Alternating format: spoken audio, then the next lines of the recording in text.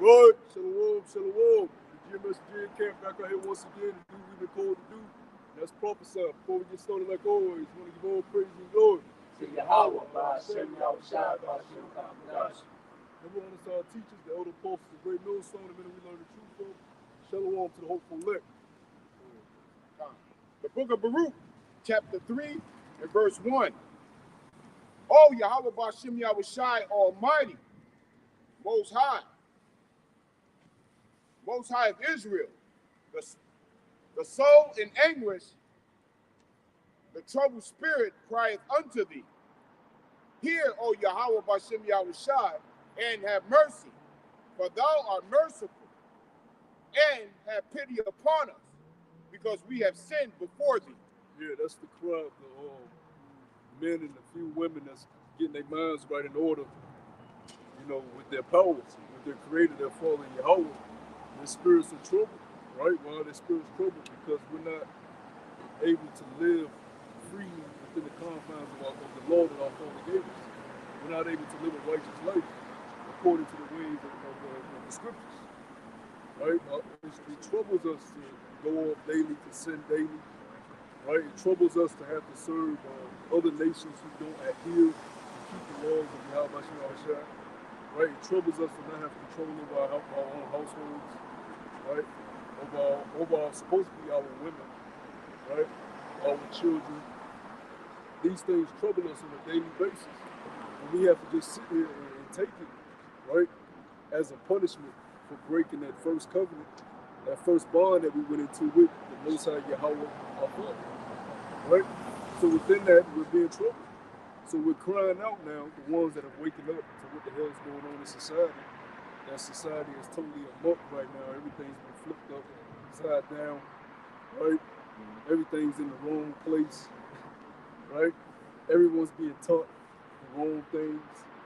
Shit, people are flat out pagans. Not just people that have sold their soul to the system, but your average day person is a paganist, willingly or known or unknown. Knowingly or unknowingly, they engulfed in these different feast days, right? They engulfed in the customs of the oppressor, which is what, you look at Christianity, that's the same plantation shit, doctrine that's been here since we came to the shores of America, right? You work, you toil for the masses, then you preach that same doctrine, love thy neighbor, servants, be obedient to your masters, right? God loves everybody. That's the same Roman Catholicism, that hasn't changed since we was in chains. What has changed from the Christianity we was in when we was in chains to the Christianity now that we're out of the chains? Nothing has changed. People still put up the Christmas trees when you used to be the Christmas present. They used to give your ass a little Susie and have little Susie ride you, man. I seen one, I forgot which movie it was, but Jake, for Christmas, they do the scene with the three wise men, which that shit is off. The scriptures don't say it was on the three wise men, but they had Susie, she was playing, and they had the niggas, boy, the slave being the donkey. In the place, she riding him in master's house. But fast forward to this day and time, you people still uphold these traditions, still uphold these customs of your enemy, of your oppressor. And that troubles us because we're in our right mind. We're out of what these red pill guys call the Matrix. Right? We're in our right spirit. Thanks to Yahweh Shah, we're able to discern what should be and what should not be. And what should not be is the way America and the rest of the world that thinks like America is. That's why we can sympathize with the Koreans, the North Koreans, South Korea that's totally been domesticated by America, the North Koreans, the Elamites over there in East India. We can sympathize with some of these other countries because they realize the thought process of the beast over here is totally off. Which the beast is Europe, right? So if you hold the philosophy of the beast, you're defiled. And there's no coincidence that all the nations that make up the beast are these so-called white European nations. Whether it be Belgium, whether it be Germany, right? Spain, France, so forth and so on. And then when you look at these Davos meetings, these World Economic Forum meetings, who's up there? The nations of the beast. Germany, France, Spain, right? Is that a coincidence? And they push their thought process on the whole world. Right? They want to have you people thinking it's okay to eat bug food. It's okay to wear masks 24/7. It's okay to social distance for the rest of your life. Right? It's okay to be engulfed in a social media incorporated world where your mind is entrapped through a device. What does the spirit do? Right? What does the spirit do? The spirit dwells in your mind. It ain't gonna dwell in your ass. It ain't gonna dwell in your stomach. The spirit dwells in your mind, and the devil understood that. That's why he started you off as a young kid putting shit in your mind. Whether it be the things you listen to, the music, whether it be the shows you watch. He knows the spirit dwells there, so he wants to implant his thoughts into your mind. Right? So now you have assumed the things of your enemy, and your spirit is shaped after your enemy. That's why Yahweh Shah said, look, you are overborn with the devil. And the lust of the things that he will do, you do. Right? Why do you have such a major addiction on porn? Well, because the society that allows it. If the society didn't have Pornhub and all these other sites run rampant where your kid can just get on the phone and just go to it. If the society didn't have it, then you wouldn't have addiction to porn, because there wouldn't be no fucking porn to look at. But because the society has it, now you have these people consuming it, now their mind is entrapped. That's a major addiction for even married men. Right? Why is basically whores, right? Promiscuous, right? Promiscuity. Yeah, promiscuity. That's why promiscuity is run rampant. Because they teach your daughters and your wives that they can just flaunt themselves, they can show cleavage, they can show the shape of their ass, they can roam the streets. When Titus clearly tells us that a woman is supposed to be keepers at home, but you tell that to the women and they say, boo, that's born, I don't want to be there. Well, now you don't want to be what the Lord created you. The scriptures tell us that he did not make man for the woman, but he made woman for the man. Right? But over here they say, no, everybody's equal. We all bleed red.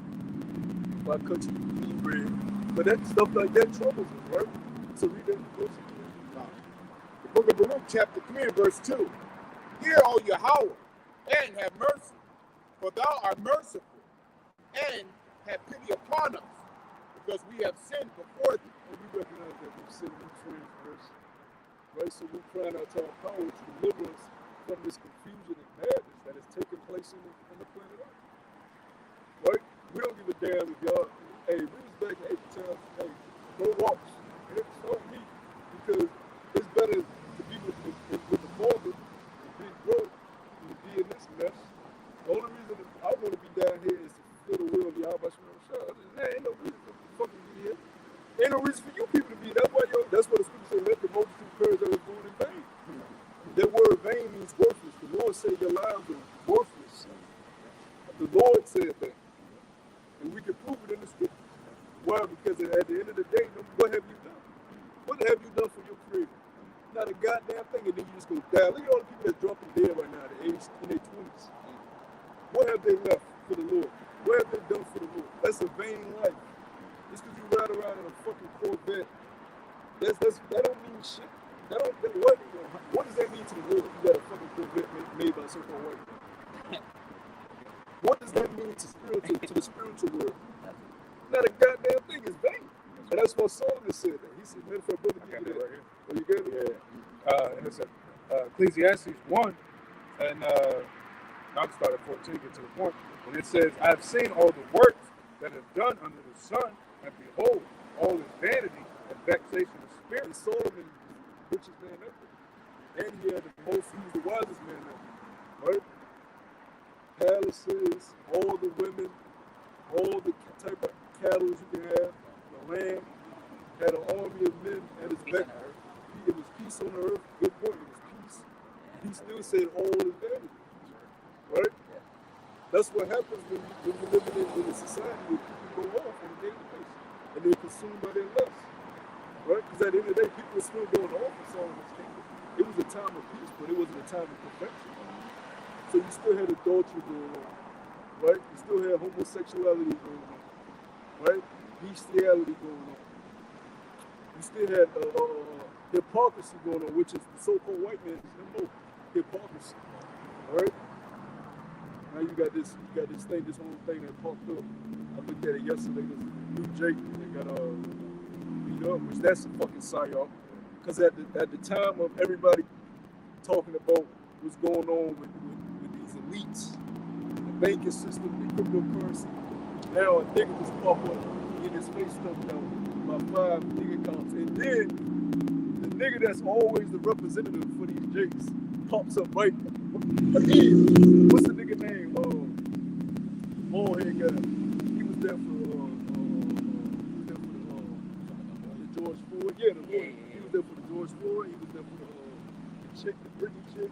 He was there for all. And he immediately already there at the stand, speaking on behalf of the family. But that don't show you this shit is rigged. Everything is a goddamn lie.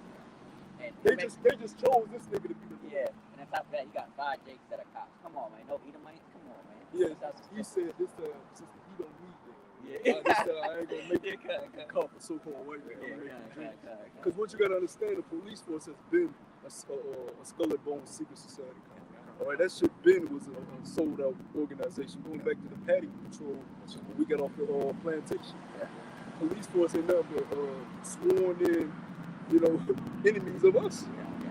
And the higher you go up to these police departments, the more wicked they are. The more they're on the behalf and they can call the elites. They got certain police chiefs that they can call and this shit back. So don't think just because Jake got his face stuck in that it was just a natural occurrence. Like I said, this stuff happens every fucking day. They choose which ones they want on the news. If it's on CNN and Fox, which is owned by the Rothschilds, if it's on CNN and Fox, it's fucking fake, man. It's some shit they want you to fucking get open arms about. Some shit they orchestrate. They said we're gonna kill a nigga today. Put it on the fucking news. Jakes get harassed by cops every day in every major city throughout America. If that was the case, it could be a goddamn news clipping 24/7 running out of this picture of Jakes getting wrongly harassed by cops. Put to death by cops. Rape. Google rape by cops right now. See how many women have ran to I've been wrongfully detained and raped by cops. Why they ain't all on the news? Now they pick another nigga and he crying out for his mama again. Like George, he got him crying out for. See how he play with him? But see, he can get the 2/3 like that because the 2/3 is just brainless niggas that's concerned with whatever they see on the fucking screen. Especially in New York, like I said, man, a kid was stopping him, like I said, a NYPD car. And then he said, step on, and then of course, the rest of the dumbass. Like you said, they fought for everything, protest. Like I said, going off, hey, you are the U.S. For no fucking, and that's vanity, Because at the end of the day, he's still gonna throw your ass in FEMA camps. Y'all still gonna take this chip. Y'all still gonna lose y'all money out of these banks. Right, it was a clip. These people, they went to Bank of America recently. Bank of America told them, hey, look, we don't have y'all money. That's one of the worst banks to go to, bro. Bank of America. I mean, come on, man. But see what's been saving these banks is bailouts, right? With bailouts is when the government comes and prints more fake money to circulate to help these banks stay afloat. And what's about to happen is bail-ins to where the banks, because they said the banks, they don't have enough money on store, they don't have enough assets on store to cover everybody's funds within the banks. So to keep them from going out, they're going to take your money and pay their debts off. That's the bail-in. So you're going to go to a bank one day and find out that your money ain't there. Right? Yeah, that's true. Because they had to pay off their debts. And that's about to happen. Yeah, because like I said, the banks, I was one thing, like I said, the banks, they're not run off by anything. Like I said, you know what I mean? You can create a bank just out of nothing, man. You store your money in there. That's what the way it works, all right, so the brother's right, but the way it works is when you go to the bank and you borrow money or you go and get money out of your bank account, that money is tallied at the end of the day. So at the end of the day, the banks tally how much leaves the bank and how much comes to the bank. So at the end of the day, your bank borrows against the major bank. So the major bank has to give the other banks a loan. And what is the major banks? That's called No, the red one, yeah, the Fed, which is owned by who? The Rothschilds. So that shows you the whole monopoly scheme, which is why you look at that board game Monopoly. Now, if you look at the character of the Monopoly, the Monopoly character, the guy with the top hat and the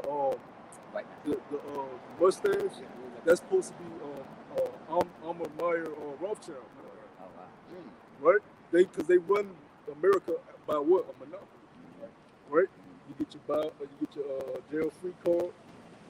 That's the Fed. Real estate, all of it's a game.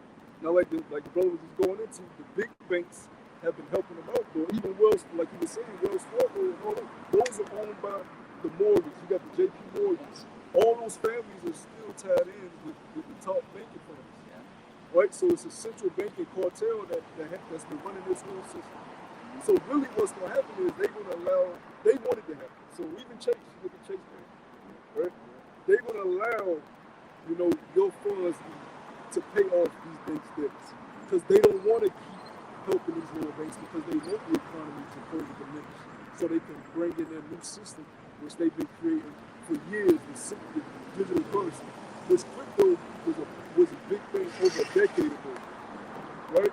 It came into fruition over a decade ago. Nobody really knew about it except people, the real top geeks, right? Because it really came on the scene like 2010. Crypto been a thing. That's why you got so many Bitcoin millionaires that stashed their Bitcoin and waited until it became something over all those years. But now that it's already at the forefront of people's minds, now they can bring in a new system now. Right now, if you've been listening to what they've been saying at Davos, in the World Economic Forum, they've been saying, okay, we need to, it's going to be tied to the chip. They flat out said, one guy flat out said this shit. I guess he snorted coke before he went up there. He just flat out said, yeah, we're going to put the digital currency on a chip. Right? Like, y'all going to one day y'all going to having brain chips in your brain. Having chips. One nigga said, we got a chip that you put in your mouth and it dissolves. And it can detect whether you're taking a certain potion or not. I mean, that makes sense because thinking about it. I mean, because what you got like your what's it called, your digestive system. So when you so when you eat something, depending on what it is, your body's toxins that are They're even trying to work on straight liquid foods like a juice or something, where they can break the C into the juice or any type of liquid so you can drink. Yeah, so that's their plan. They incorporate you in their new system, which it all goes back to what? Right? If you tied into the beast, you're going to be tied into the mark of the beast. That's why it's called the mark of the beast. What's the beast? For all you camps out there that saying the chip is not the mark of the beast, what's the beast? Break down the beast first. Right? Then once you break down, because when you go to Daniel, what does Daniel describe the kingdoms as? What does he describe them as? He describes them as beasts, right? He describes the kingdoms that ruled during that time as beasts. He described Alexander the Greek's kingdom as what? A leopard with wings, right? He described them like wild animals because they're heathenistic kingdoms, so they're not like it as beasts. So the beast will have to be what? A heathenistic kingdom ruler. So you camps have to break down what is the beast is. All right, since the scriptures clearly tell us that it's a nation ruler, what's the nation? Oh, okay, the Edomites. Europe. Okay, now what is the European system's mark? Because they teach what do they say? Christianity is the mark. Right? So they're trying to say Roman Catholicism came from Europe, so that's the mark. Right? Right? Now you have to touch in the buying and selling. That's what they don't explain. They don't explain that. They don't explain that. Buying and selling. I mean, that makes sense. No, they're saying what they say is some of these camps they say Christianity is the mark. So really, what they're trying to say is, if you're saying the so-called white man is the beast system, which is Europe, and you're saying because Roman Catholicism came from Europe, and Christianity will have to be the mark. That would be the only logical explanation for them saying that, because the beast is the European Union. In Roman Catholicism, Christianity did come from over there, but now you have to touch on the buying and selling. And you have to go into what that mark means, right? And I was a Christian before. I'm not a Christian no more, but the scriptures tell you you take the mark, you get destroyed. Kind But we out here teaching the scriptures. of. Sure, the majority of us was Christians, praying to Jesus, right? So how was that the mark? You can come out of the mark. Yeah, cause I just find it funny, you know what I mean? I just find it funny because, like I think it's back in the world, even, you know what I mean, Christianity knew that like I said, MOTE was the, you know what I mean, was the mark of the beast. You know what I mean? He prevented these camps. You got guys out here talking about right now the mark is spiritual. And it's going to turn into something. You know, so every week you got different camps, different people that's teaching that the MOTV is something that which is not. And all you know, like what we preach, we like, all right, if you feel that way, prove it. Go into the Strongs, go into the definition of these things.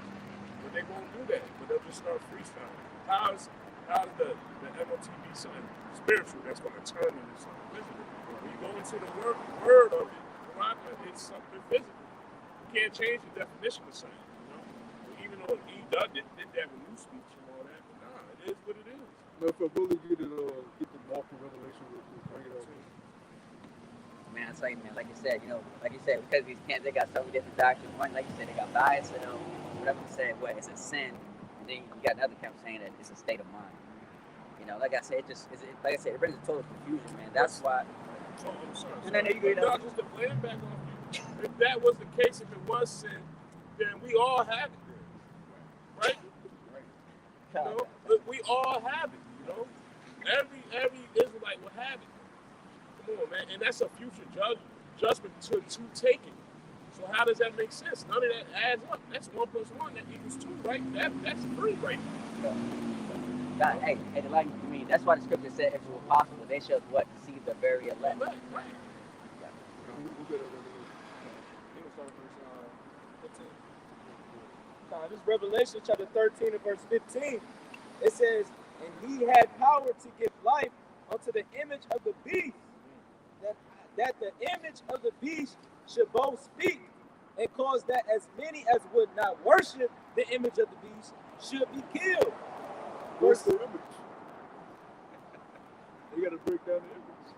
What's his visage, right? The word visage is what? The image. What? Right? It says verse I ain't 16. gonna give them the answer. They got to break it down. Verse 16.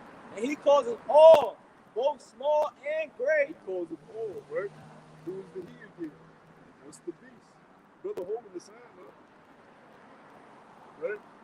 They meet Davos, World Economic Forum, from the European nations, right? They cause it all. Shit, you got a lot of people who never was Christians. You have a lot of Muslims that never been Christians. The Muslim nations gonna have that check there. Right? Tuned in there. They're gonna have that chip. You got Muslims with the chip. You gonna have atheists been atheists. A lot of atheists. Never went to Christianity. They're gonna have that chip, man. You wanna see that? Buddhists, right? Hindus. Everybody and their mama gonna be caused to get that to survive. Because I don't give a damn what you say. Hey, you can be in any religion you want. But if you ain't able to feed yourself, what the fuck does it matter? So y'all gonna take that Quran. Right? Yeah. Makes sense. He hasn't caused everybody to be a Christian. That's why you got certain nations that's still against this nigga. Right? You know, every nation on earth ain't a Christian nation, man. The West is known as Christian, as Christians. Right? The eastern part of the world is like Christianity is the devil. Iranians call y'all devils. Because actually the Christianity that y'all come with is demonic. Because it comes with a sword stuck in your throat. It comes with rape. It comes with disease warfare. Right? It comes with lies, robbery, confusion, deceit, raising up women, propping women up. That's what Christianity prop women up. Women ain't even supposed to be leaving their houses, going to a big ass building, worshiping another man, talking about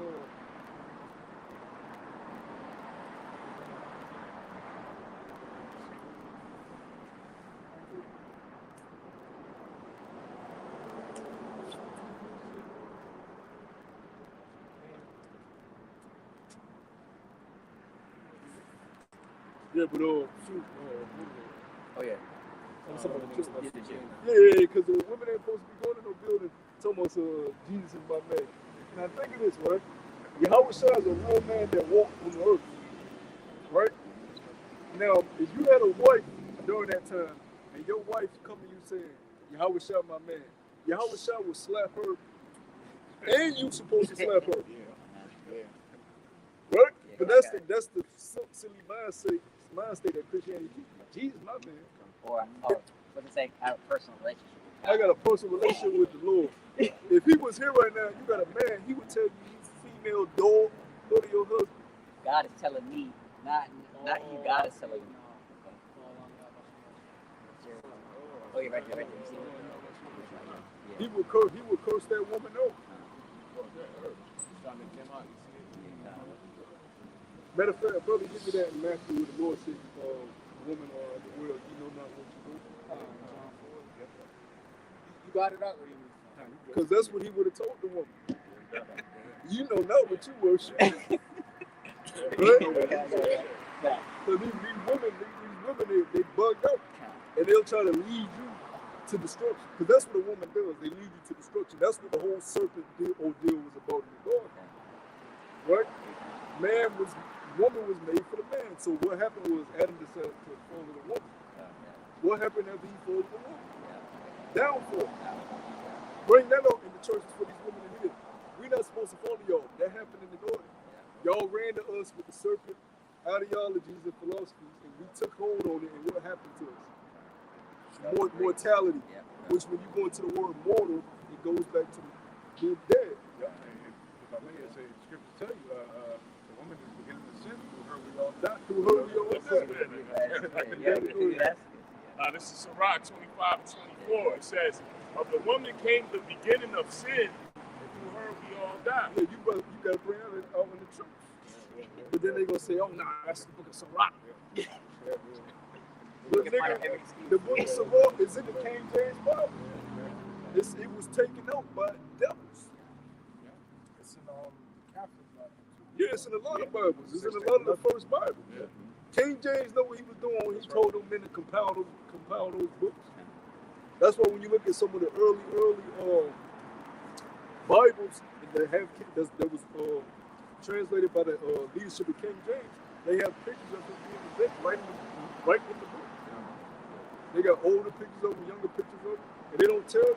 Oh, and then a lot of them rumors about King James came from devils anyways. Because King James was a royal Jacob, and they didn't like the fact that he was upholding the old traditions of the old covenant.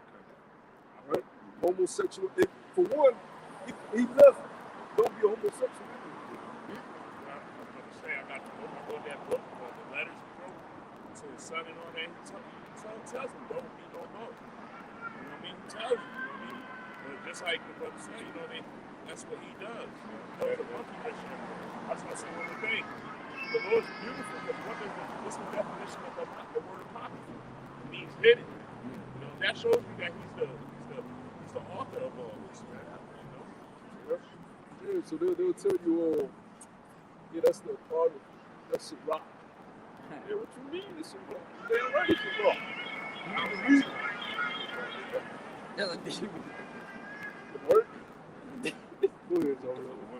You want me to start up? Go to the point. You want to start up a little bit? Yeah, okay. Because that's what Yahweh Shai would have told all these women that's talking about their man is my man is the Yahweh Shai. That's my man. Yahweh Shai ain't dealing with your black ass. That's the old single women would say. Yeah, kind of. Or maybe their big mama husband might have died off, and she never went and got another man. Jesus, my man. He definitely ain't dealing with you now. He's a god. Right. What are your fucking man? Yeah. He in a whole other realm waiting to get his think about you stink blows, man. In your mortal flesh. He didn't want to deal with you when he came in the flesh. He said, how long must I suffer these niggas? You think he waiting to be, you know what I'm saying? We even have to get new bodies to be in the midst of his presence. And he calls us his bride. He don't call you women his bride. He calls the men his bride. That shows him that he give a damn about you. He didn't even deal with a woman. when he Damn. was here. Yeah, they're gonna show you some. All you simps out there, they always talking about the damn, I need a woman, I need a woman. Your Lord didn't have a woman. Showing you that ain't important. Scriptures also say if they have no wife. Yeah, he told the men to lead it, but they had to lead it. Fuck, that ain't important, man. We in a time of judgment. We're in a time of immense judgment, man. I'm watching the last episode of The Last of Us. That shit crazy, bro. You see the second one? The second one crazy, bro. The second one crazy. But you already know who died first in this shit. I ain't even gonna say it. They got a little tussle with some shit. And who died first? Ah, shit. I'm fucked up. And the dude like, well, damn. she didn't even want to tell him at first, though. You know? Ah, shit. I got fucked up. Yeah, because you a fucking woman, man. You a liability in that day and time, man. She limping. Oh, yeah. She got hurt. He had to stop, wrap her foot up. You know what I'm saying? She limping. Then they get to the next destination. She's like, ah, shit. Is this a game? No, it's the new show. It's an infection. But it's an infection that spread. It's an infection that spread, and then like 20 years later, it shows you how it is in the 30s. Yeah, the virus went crazy. She got no shit. Cause you a damn woman. Call herself fighting this shit, man. Right. The man was alright though. The man was getting busy.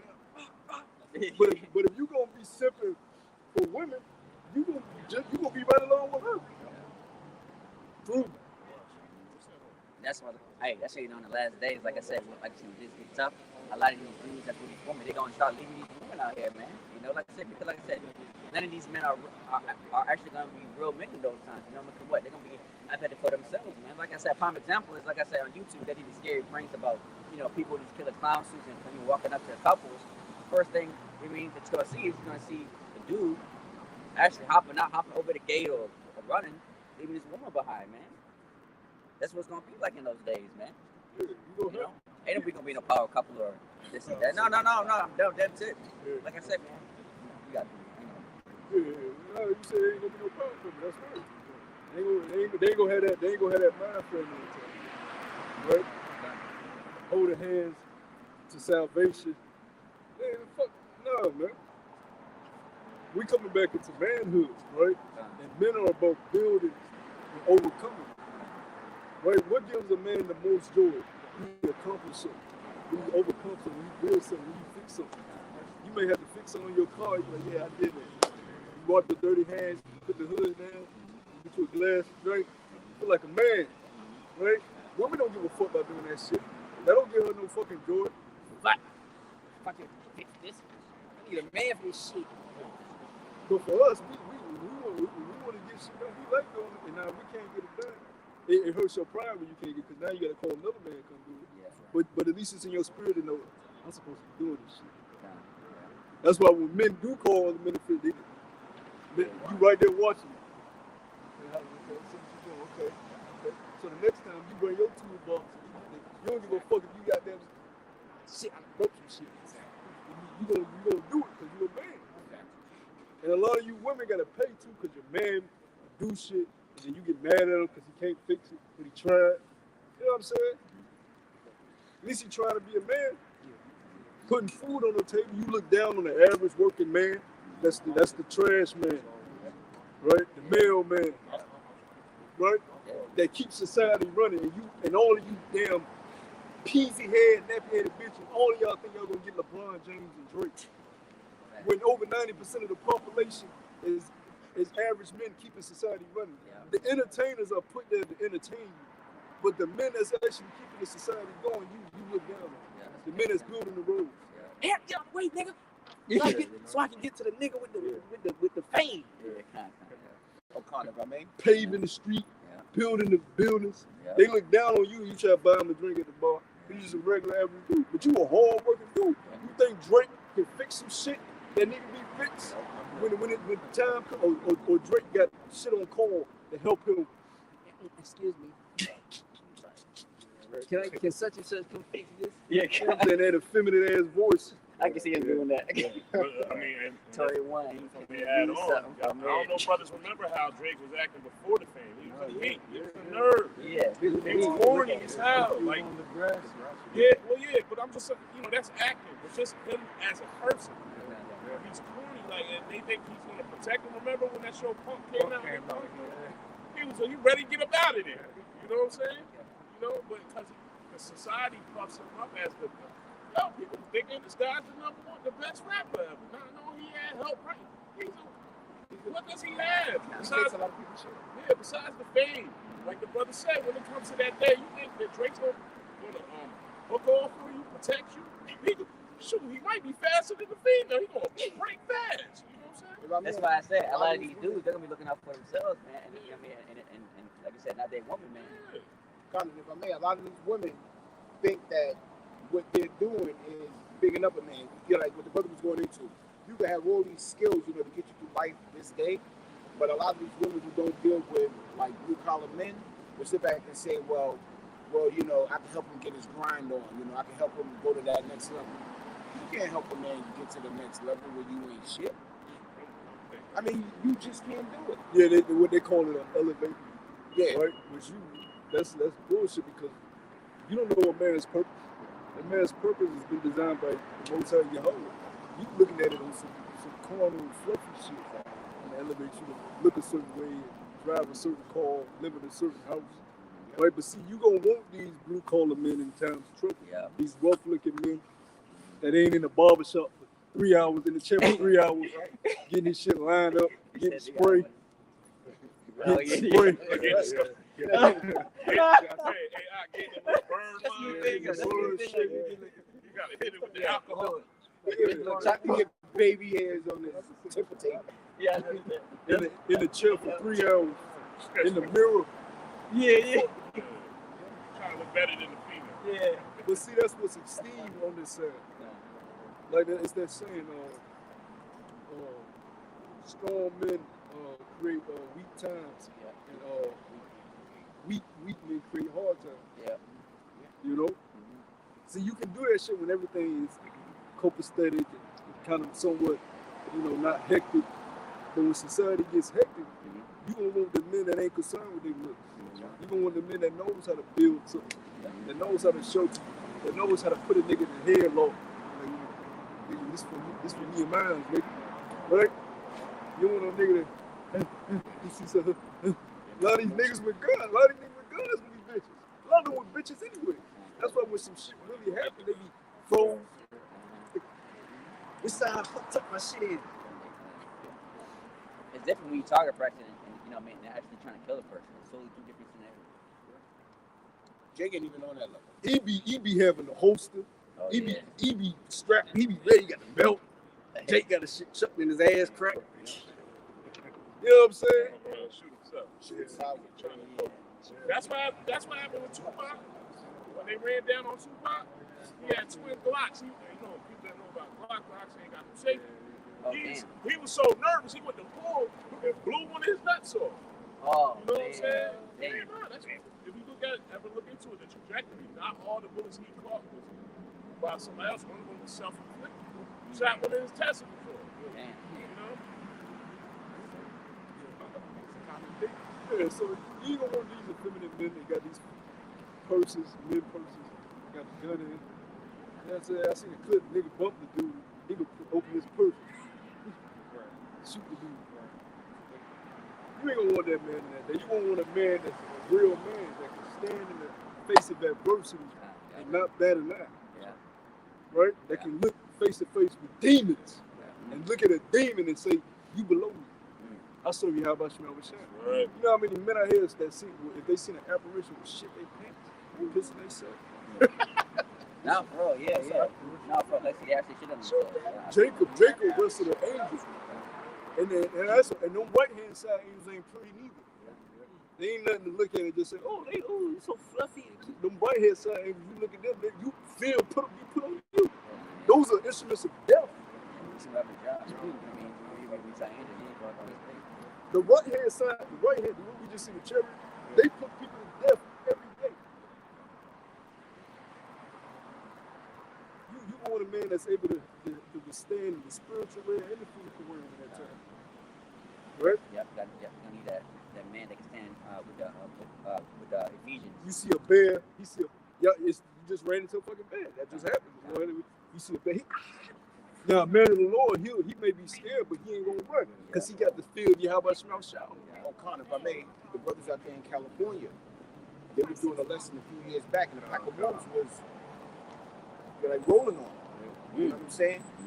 But you ain't see the dogs coming, but you heard the dogs go, and you know, like, just stop. You know? Yeah, because when you gonna run? You can't run out of both leg animal. But a frightened nigga won't run and get both of y'all killed. As soon as you run, you fool to those beasts. As soon as they see you turn your back on you done. But a man that feels the Lord is like, I'm on some David. David was wrestling land. You know what I'm saying? That really happened. Wrestling beasts in the field. They was wrestling beasts in the field. David was young too. Yeah, he wasn't no full-grown man yet doing that. David put all us to shame as a boy.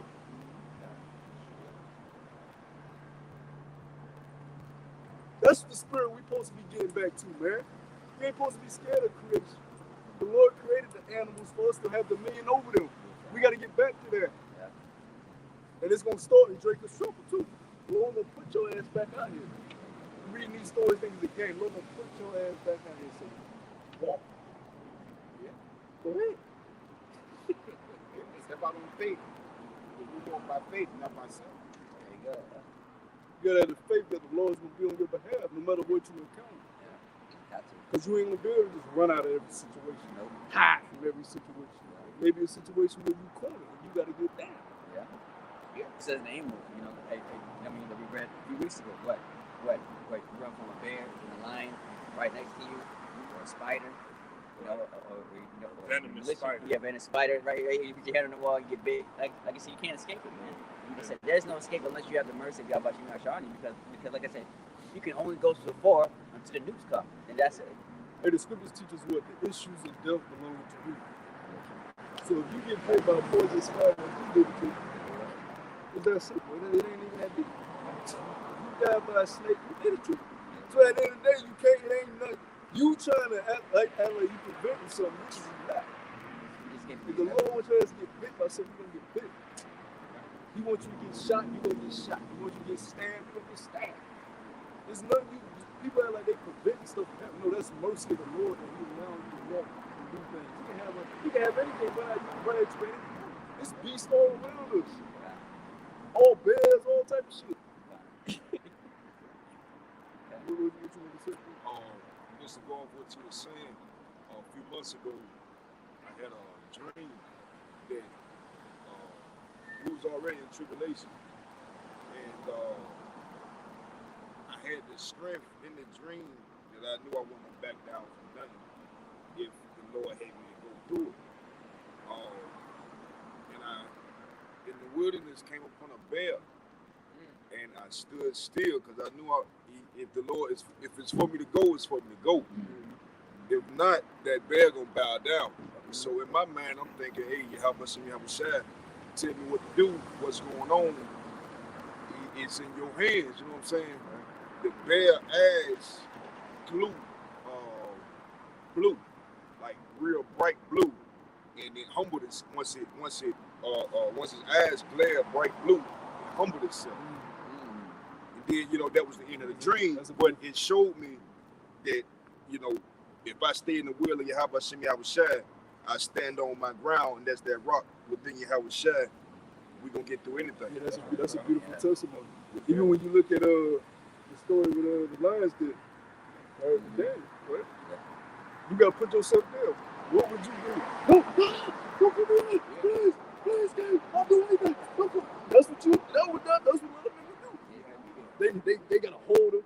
They trying to push him in. He hold on to the wall. Please, I forsake my power. Yeah. Right? Yeah. Help!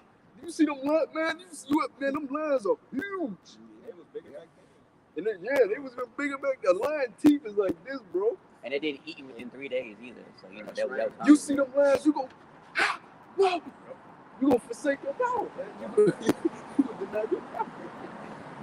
Right? But we want to get to that. I throw me in there. Yeah. You know how much faith you gotta have to be thrown in there with lions, man? Yeah. Because the flesh is gonna see that and immediately deny it. I'm denying the Lord. I'm taking it too long. See, people think it's a game. That's why we tell you on the camps, this is not a game. This test will be the ultimate test on your life. It ain't gonna be no easy cakewalk in Jacob's trouble. These niggas talking about cutting internet off, cutting lights off, famines. This real life shit. This ain't no game. The Lord said, settle it within yourself. Get your head right. You know? Because once you get your head right on what the worst could possibly be, what do you got to fear? You know? Because you've already pictured the worst that can possibly happen. Although we don't know what the Lord can possibly do to you. But you know, you can just try to imagine it's gonna be bad. You got the faith that you were talking about, you know, like dealing with the animals and going out there in the wilderness, you're gonna be alright as long as you maintain your faith in Yahweh Shem Yahweh. And then, you know, not everybody gonna encounter a wild beast. Not everybody's gonna encounter the same thing. But you have to be willing to have immense faith and pray, because faith is a gift. That's why the things that we're doing now is to help us get that when that time comes. Because if we're not doing enough, the Lord can deny us in that thing. And we don't have enough faith, and then we encounter a situation and we find ourselves denying the Lord because we're weak in the flesh. Right? Even Peter denied the Lord. Right? 3 times. He was weak in the flesh at that moment. Fear came on him. You was with Yahweh Shah. He was one of them. No, it wasn't. Because he just witnessed what they did to Yahweh Shah. You don't want to go through that. You don't want to get whipped to a pulp, flesh ripped off of you, and then put up hanging with nails in you. You see that? Well, they're gonna do that to me. So he's like, oh, I don't know him. That's what men do. You say you wouldn't do that, yes you would. Because you ain't even the half the man Peter is. That's King David. You telling me you greater than King David? If King David is not the Lord, how much more are you? Faith is a gift, but what happened after that? Peter went even harder. He said, never again. Right? His faith increased. He got more of that. So if you don't get that increase, then when that time comes, you can say, oh, I ain't gonna do this, I ain't gonna do that, I'm gonna do this, I'm gonna do that. It's up to the Lord what he give you, man. The scripture say the Lord give you the increase. He give you the oil, he give you the spirit. It ain't of us. The Lord can take the truth away from you. He can take the oil away from you, take the understanding away. This is a gift. If you have faith in that time, it has to be a gift from the Lord. The Lord says, okay, we start Jacob's trouble tomorrow. He gonna wake up with more faith. He gonna wake up with more faith. He gonna wake up with more faith. He gonna wake up with more faith. He take me to get. That's that penny. Penny ain't just talking about on the chariot. Take it we gave you there. Then when Jacob's cup, you wake up and you start feeling nervous. Because nervous is demons. You start feeling nervous. Demons just jump on you. You scared now. You know, the Lord just forsook you. You thought the Lord had your back. Now you feel forsaken. You don't know you're forsaken. Because you're nervous, you're scared. See, the truth, the spirit of the Lord gives you confidence. Right? You can go into, whether you get the job or not, you can go to a job interview with confidence. Right? You can be amongst these people and have whole conversations with confidence. Right? That's what the truth is supposed to do to you. It's not supposed to have you. I ain't in the world. Look how they looking at me. Can they sense I'm an Israelite? No, the truth is you supposed to walk in every room. I'm a prince. You supposed to look people in their eyes. You know what I'm saying? You greater than them. Just because you ain't looking all cute and cutting like they got nice shape ups, right? All the jewelry, all the who gives a fuck about that shit? You serving the Lord. You way greater than them. You supposed to hold yourself as such. And people sense energy too. They got demons on. The demons sense their energy too, right? Even on the job, the way you carry yourself with dignity. You hold your head up high. The way you talk is with authority. Don't let these people diminish you, man, because they below you at the end of the day. Don't go nowhere in this world and think that you're below these people because you're not. Okay. They don't even know who their power is. So I don't give a damn how good the woman look. I don't give a damn how so-called cool the man is. He's not better than you. None of the Lord. That's what matters. Right? So where we at? Yeah, let's continue with that. This is the book of St. John, chapter 4 and verse 9. It says, Then saith the woman of Samaria unto him, How is it that thou, being a Jew, ask a drink of me, which am a woman of Samaria? For the Jews have no dealings with the Samaritans. Yeah, this is how the Lord talks to women. Right? Because you had these women. Oh, Jesus, my man. Y'all wish I would have told you to go to your husband. I hear you in my face. I am not your man. You got a man. That's showing you they don't even believe in the Lord. They just think of him as some fairy tale character. Yeah. The laws that he was teaching, what did he say? I come not to do away with the law, but I come to fulfill. Part of the law is obey your husbands. Right? Now you had these women, their husbands go out. You had these women, their husbands go out and so-called cheat. Right? Here is this man been faithful to you for 20 years. Right? And he said, man, I gotta try one time. I gotta go out and get something meat one time. Right? He do it for himself. If that happens and now it's divorce. Forget the 20 years of everything he provided for you, did for you and the kids. Because he slept with another woman, the love that you said you had for him is totally going up. That's wickedness, man. That's fucking wickedness. Which shows you these women are hypocrites. Oh, prime example, just recently with what's his name, DJ Envy or something like that. You know, I mean, obviously, said with another woman. Now his wife's still mad over that situation. Now she talking about she went every 3 weeks of girl trip. So you ain't know what that is. You already know what that means. And these men be loving these women.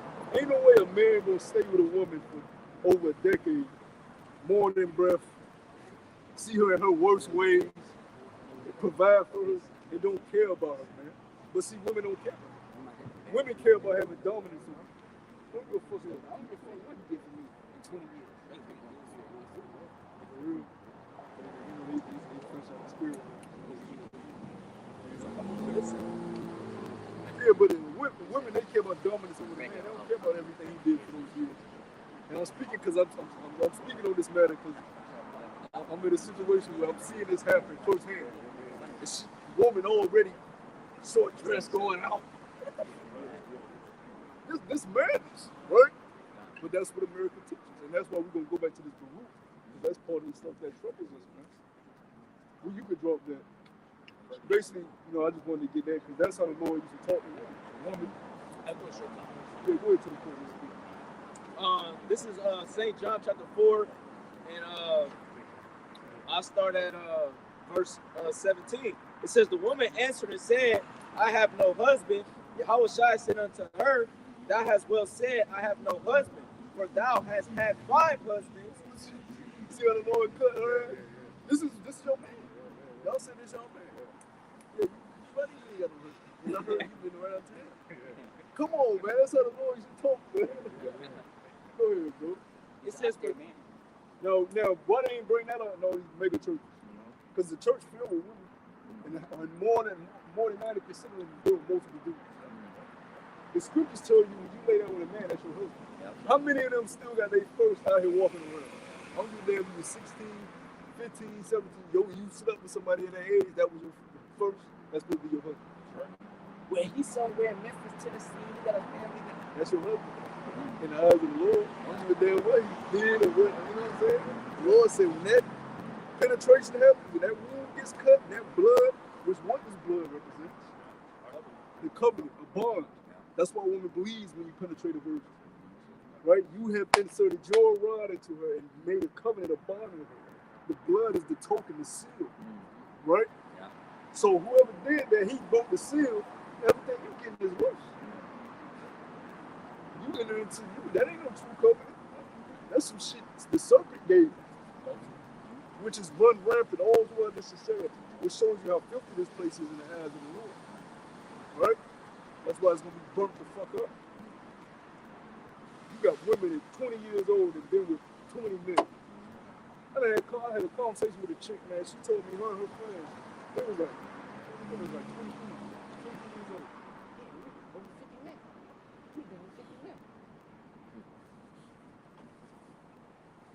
old. Madness, man.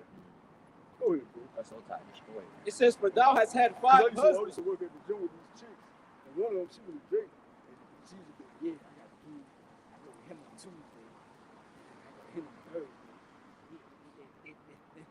That's how these women are. And you think you dealing with her and she all with you. Nah, man. I just tell you, trust not a woman's people. You're not supposed to trust any damn woman. How can you trust a woman when she can be swayed by any little thing? She can say she loves you and then she see a cute guy in the grocery store. And he go up to her and everything you say. Right? She standing on, she gonna give it. You standing on her life. Yep. She gonna give it up. She gonna give it because it makes her feel good in that moment in time. Nigga, you ain't my daddy. I thought I was supposed to be your man. He don't control me. What's going on? That's my pride. Scripture said, That's my pride. you should not let a woman gad abroad. I was watching the movie Prestige today, The Prestige, and that's about two magicians. And the woman was with the first magician, and he sent her to go to the other magician to try to find out his magic tricks and all that. And what happened? She ends up falling in love with the guy, even though she was with the other guy. You can't let a woman be, with any direction, I should say, because ain't no telling what they gonna do. A woman don't know what they want, you know what I mean? Until they see something, they be like, oh, I like sour apple or lollipops. That's my favorite. And then, later on the day, you might have a blue lollipop. Oh, no, now this is my favorite. A woman doesn't know what they truly want, Yeah, especially when you ask them, just looking at what the movie's called. I've got the Notebook. The dude asked, he said, what do you want? I don't know. What do you want? Do you want him or do you want me? She gives a good answer. I'm saying, give a good example.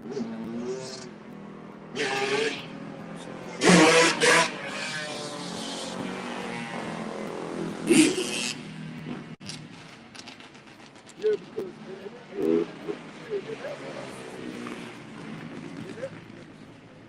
them niggas was right. Them niggas was in my way when I was speaking. I said,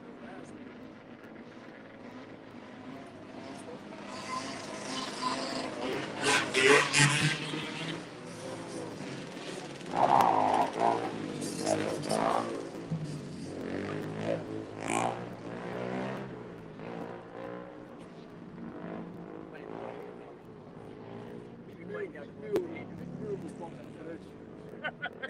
Go ahead. You seen about the movie? Yeah, but in the movie, she was decided for 2 men.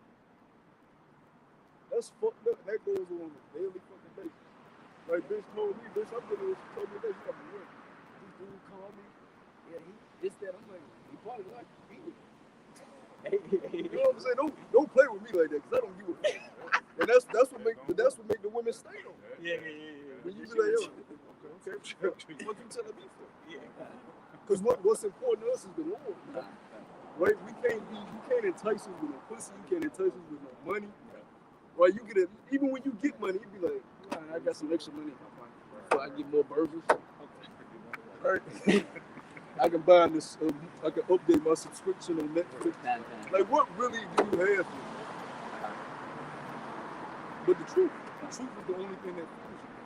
The truth is the only thing that keeps you alive. You do a lesson, you feel invigorated. You read a passage, something clicks in your mind.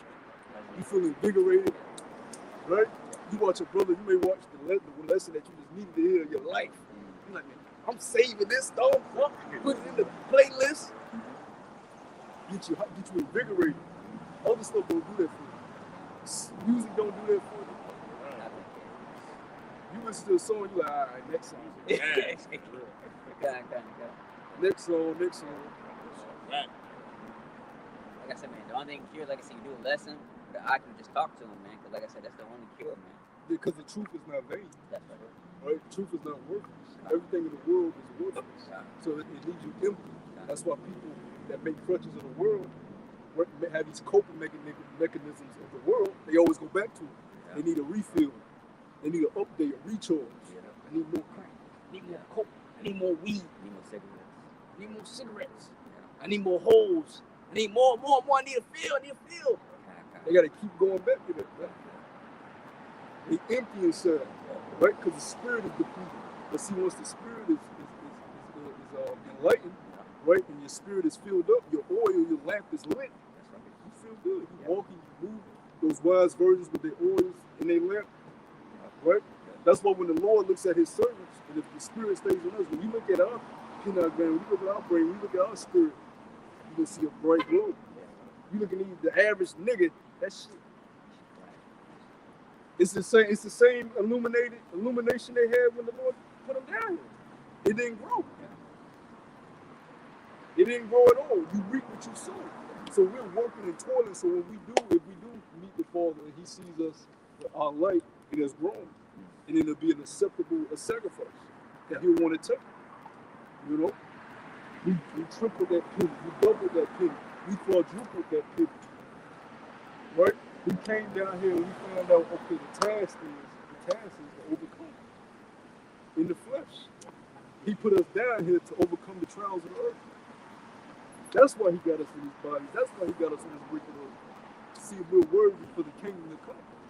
Because the world to come is never going to end, but you got to be worthy of it. That's why the Lord said this present kingdom, this present age was created for many.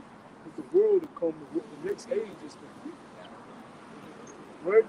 That righteous, beautiful kingdom that's going to blow your mind is only made for those worthy of it. Right? If you desire wickedness, here, this is your kingdom. Have wickedness. If you overcome by your lust, then here, this is the kingdom for you. You can fulfill all the lust you want. You can do whatever you want in the flesh. But if you desire righteousness, you got to hold on and wait. You know, I'll give you righteousness.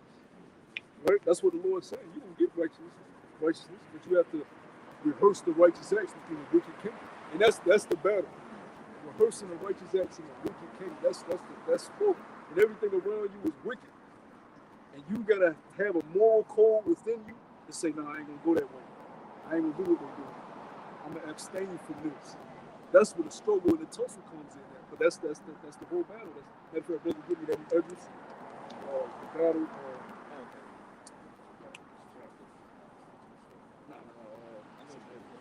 Yeah. That's the whole condition. That's the battle of man, Israelite men, to overcome this wicked and corrupt society. Right? It's basically like when Thor, Thor's father threw him to earth. He stripped everything from that one scene when he started stripping. Give me this, you ain't worthy of this. Start taking everything, I'll take it. His Thor thought he was hot shit. He walking in the palace. Yeah, I went over to his father said, didn't I tell you not to do that? But we need to do it this way. He said, I told you not to do that. I don't want to do it. Give me this, you ain't worthy of it. Started taking his arm, we took his hammer, right? Threw his hammer to earth, right? But he couldn't even, when he threw it to earth and threw his son to earth, he couldn't even grab his own hand. Now you gotta find out what my will is for you and overcome in the flesh. That's what he did with Thor. That's how they got it from the scripture. He thought he could pick up his hammer with Thor. Now, you got that Job on you. You in the vessels, the chains of darkness. So now Thor had to be with humans. Watch the movie. That's a good ass movie. It's a highly he in the cafe. He depressed. He's like, right, yeah. Now that see like, cause he's a god, and he born with these humans. You got like a man. These fucking weirdos. Yeah, he like any fucking weirdos. He got to befriend a loudmouth woman. Right? That movie spiritual. But he said, you know, I'm gonna accept that my father got me here for a reason. And he did the task that brought him back to his glory. Then we get his hammer back, got his glory back. Right? That's what we do. We down and we do. The Lord took it. Let me show you your lifespan. And I'm gonna throw you down to earth. I'm gonna put you in the flesh. I'm gonna make your women against you. Yeah, you wanna be against me? I'm gonna make your women against you. And I'm gonna make them bald headed. The Lord did enough on us, man. Don't you know it's sad for Southern Kingdom to be the only women with no hair? All these other nations women got hair. They ain't got no hair. They gotta buy hair. That's a shame. You gotta buy hair, man. Lord said, I'm gonna take their hair away, take your beauty away. I'm gonna give you corrupt food. You don't even know what's in your food. Fucking Simply Orange juice corrupt. Shit. I can't even go to the And what village. makes it even more sad, they gotta go to a lower nation to get there. You know, you gotta go to Moab to get your yaki number, whatever. You know what I mean? And what the scriptures say, Moab is our watchman. We supposed to be above. We gotta go down to our service to get their hair. Yeah, you know, that's crazy. That's sick about that. Simply.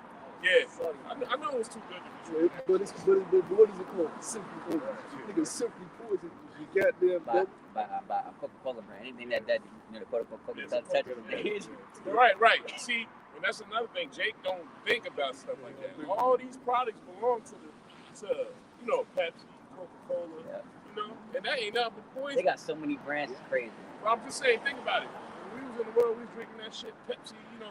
I know my peoples in my family, they couldn't go a day without a 2 liter of that shit. Yo, you can clean battery acid, corrosion off of a battery with that shit. And we're putting that in our system. Heaters with that shit. Wondering why we got a headache. You know what I'm saying? Yeah, but even with those foods, like you look at sugar, they'll say, you look at certain, just to say sugar, but your body naturally creates sugar, right? And it breaks down the glucose. So when you're drinking something that says sugar, but if you know it ain't sugar, what is it breaking down to? It ain't breaking down. It's causing cancers, bacteria, and all kinds of other shit, diseases. But that goes back to us being cast down here in this hellhole, right? Our Father took away our glory, took away our lifespan, took away peace. We need to have a peace of mind. Got you working for you. Got you working for corporations that don't give a fuck about you. You don't even, a lot of jobs, majority of the people that, like when he's going into the blue collar working man that keeps society running, right? The fabric of any nation, they don't want to work these jobs. You think the trash man want to be the trash man? No. You think the mailman want to be the mailman? No. That's what the best he could do at the moment in time to put bread on the table. That ain't a life, man. That's just existing. A life is being able to build the things you want to build and take joy in that. Build corporations and institutions that make you enthusiastic. That's why a lot of these people sell out to do those things. Shit, I can't do it on my own, so I'm gonna get in contract with the devil and do it. But see, that's the struggle. That's what you have to sit here and cope with, right? A lot of people ain't willing to do that. They want to get high and smoke weed all day long, depressed, because they gotta clock in and act like they got holes. Right? Act like they got holes on the line. Right? Watching red pill videos. No damn way none of you niggas got a passport and leaving the country. But you putting that in your spirit. You only hurting yourself. I'm talking about the niggas in the world. We understand the situation. The Philippines. Yeah. Y'all ain't right. But you ain't over there. So you just making yourself hurt more because you ain't over there. You gotta be stuck over here with these niggas. And that's what drives men crazy. That's what drives these people crazy. And it all started with these devils, the so-called white people. Roaming free without chains on. The scripture said he was let loose. Loose. The Lord said he let these niggas loose. You know, if something had to be let loose, it was on a chain. Tight too. Ready to get the fuck off. The Lord took the chain off. Get him, get him. That nigga he ran down from the caves. Harry, yeah, we free now. And then they started the Renaissance. We gonna paint over their images. We gonna make the Lord look like us. Yeah. Slave trade. You know, and then to this day they've been poisoning us, lying to us, right? Yeah. To the point they can even create a situation where a nigga get killed in the streets. They own the news, they own the police force. It's easy for them to make a call, hey look, such and such chief, we need you to do this, right? It's gonna be a Jake. We're gonna kill a Jake. We need you to pick certain cops, Jake cops this time. We need you to kill a Jake, beat them good. Make sure your body camera's on, make sure everything, you know, and we're gonna release it at the perfect time during the Davos meetings in the World Economic Meetings to get people distracted off of what's really going on in society as they build in this new system. Then next thing you know, NBC, ABC, All the CBS, major TBS, news corporations will pick it up. everybody coming up real Instantly. fast. And then the same niggas gonna pop up. That same lawyer from George Floyd. Yeah. Wait on Al Sharpton coming. He just getting his perm straight. Yeah. He gotta get his perm straight. God, that's crazy. Yeah, God, this is like that's what you know. Distractions, man. And people How many times does a Jake have to get killed for you to realize that shit is insignificant? We gotta come back to our power. Protesting and crying out and marching, but see the enemy got you right where he wants you. He can distract you when he needs you distracted, right? While he works in the background on what he wants to do. Because we at the end of this thing. If you can't see we at the end, you just blind. The cryptocurrency system is about to be unleashed. These banks got a deadline, I think it's June, right? Or they default. And you just going into the bail-ins, how they gonna pay off their debts. They gonna use your money that's sitting in the bank. That's why I spread my shit out. I should have Cash App, PayPal, over there, over here, nigga. Then you gotta keep, you gotta keep the cash on hand.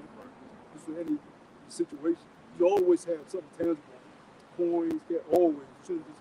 But these mindless people, everything was on their fucking chip card. So as soon as the computer shut down, oh shit! That's why they was in Bank America losing. You see, you ain't got my motherfucking money. And the teller like, nigga, I just work here. I don't own Bank America. I just got, the call came back. You gonna beat the teller ass. You gotta go. Where's my fucking money? Get my money. You don't know what the fuck going on. Right? Yeah, customer service. I say, But that's see, a terrible he job. set the system up like that. And that's what's going to happen in all these damn banks. Like, it was going to the Wells Fargo, your Morgans, your Chases. That's funny. That's true. Yeah, it's true though. That customer service. That's what's They good. could say school bank put money under the house beginning. Yep. Next year it ain't gonna be working. Make sure what they doing. That's what they Even doing. your credit unions, even your Navy Federals. Yeah. Because I'm going to tell you this, Navy Federal quick to give you ass a loan. I done got a couple for, they quick to give you you think they got enough assets on hand to cover all the loans they be giving out? You know when people in debt right now with Navy Federal? Yeah. How Navy Federal gonna cover their debt? FDIC. Snatch that. He got 20 grand in it. We need that. He got 100 grand in his thing. We need that. You gonna name it for anything. Yeah, God. They coming for it. Hey, well, they show you they already got the system to snatch it if it's in there. You think you about to go food shopping? I am budgeting. I got $150 for food. You grab all that shit up, you go to the cash register, decline. Oh, You know that shit go off, man, loud. Oh yeah. Look behind you, people looking at you. Now mind you, they can help you, but like I said, we in America, they selfish like that. Yo, essentially having a bank is putting your money in the bank is basically saying you can't manage your own money. Think about it. But in the system, we're taught, our parents and all that, as soon as you turn 16, such that you can get you a bank account. You know what I mean? Yeah. That's what. But it's all rigged. Nah, you better. It's all rigged. It doesn't make sense to have your money in an institution where you're getting less than 1% Right. interest on your money. Yeah, God. Think about that. That's a scam. Think about that.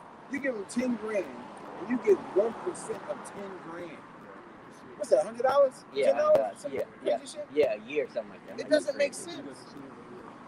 But see, that's why they built the society off of these banking systems. That's why the Rothschilds were so heavy on getting control of the money system. Because they could rule everybody like that. Now everybody's tied into that.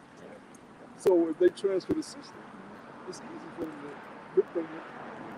Now if they deplete your shit, it's easy for you to, well, maybe if you want some money, crypto, chip. Now you see how it's going to be easy for people to gravitate towards it because it's going to be hard times. Like I said, it's easy to say what you won't do, what you will not do. When you ain't seen it, family yet. The things that are about to occur over here in America hasn't touched America yet. So a lot of these third world countries, they know what it's like. To be barefoot, ashy, scratching and shit. And everybody on the news looking at them. Damn, that's sad. Niggas, you about to be full force in it. because Americans think it's like they almost think like the people in other countries are not people. Like I've been outside the country, I've been amongst them. They better people than you. They have more of a moral code than you niggas. They more in tune with the earth than you niggas. They ain't all about me, and they more family orchestrated. You go to these other countries, they actually sit with their family, no phone, no computer, no TV. They just sit with the family and talk. You don't see that shit in America. If the family come around, the daughter in the room on the pad, son downstairs on the game, mom upstairs doing whatever the fuck she doing. Everybody separated. Then you come to the table. There ain't no unison. You know what I'm saying? But you go to a lot of these other countries, they with their family, damn near every day. And they ain't distracted by technology. But you look at them, oh, they poor. That's how Americans look at other nations, man. Like, nigga, you about to be way worse off than them. And then we're gonna see who ain't peace. That's why the scriptures call this the city of the untouched virgin out of Babylon. Untouched place. But it's about to be touched. It's just the Lord just been letting the sins pile on up. Because this is the place of the great judgment. You wait till the Lord judge this place, man, and judge you people in your pride and haughty looks. Right? You able to go New York. If you ever been to New York, the place where they don't sleep. You able to dine out 2 a.m. You in New York, you able to dine out 2 a.m., 3 a.m. The place really don't sleep. I'm in fucking, I remember where I'm in fucking, I think it was Applebee's. 1 a.m., 2 a.m., eat. You go to other country, shit closed 7 o'clock. Open bar. Open bar. You eat a burger, 2 a.m. Fries, like, what the fuck? Right? Other nations, they had breakfast, they had dinner, they went to sleep, 9 o'clock. You know what I'm saying? Here, Las Vegas, all night, showing their areas, man. This place is filthy. Oh, if I may, other countries allow you to take a siesta. But of course, a break.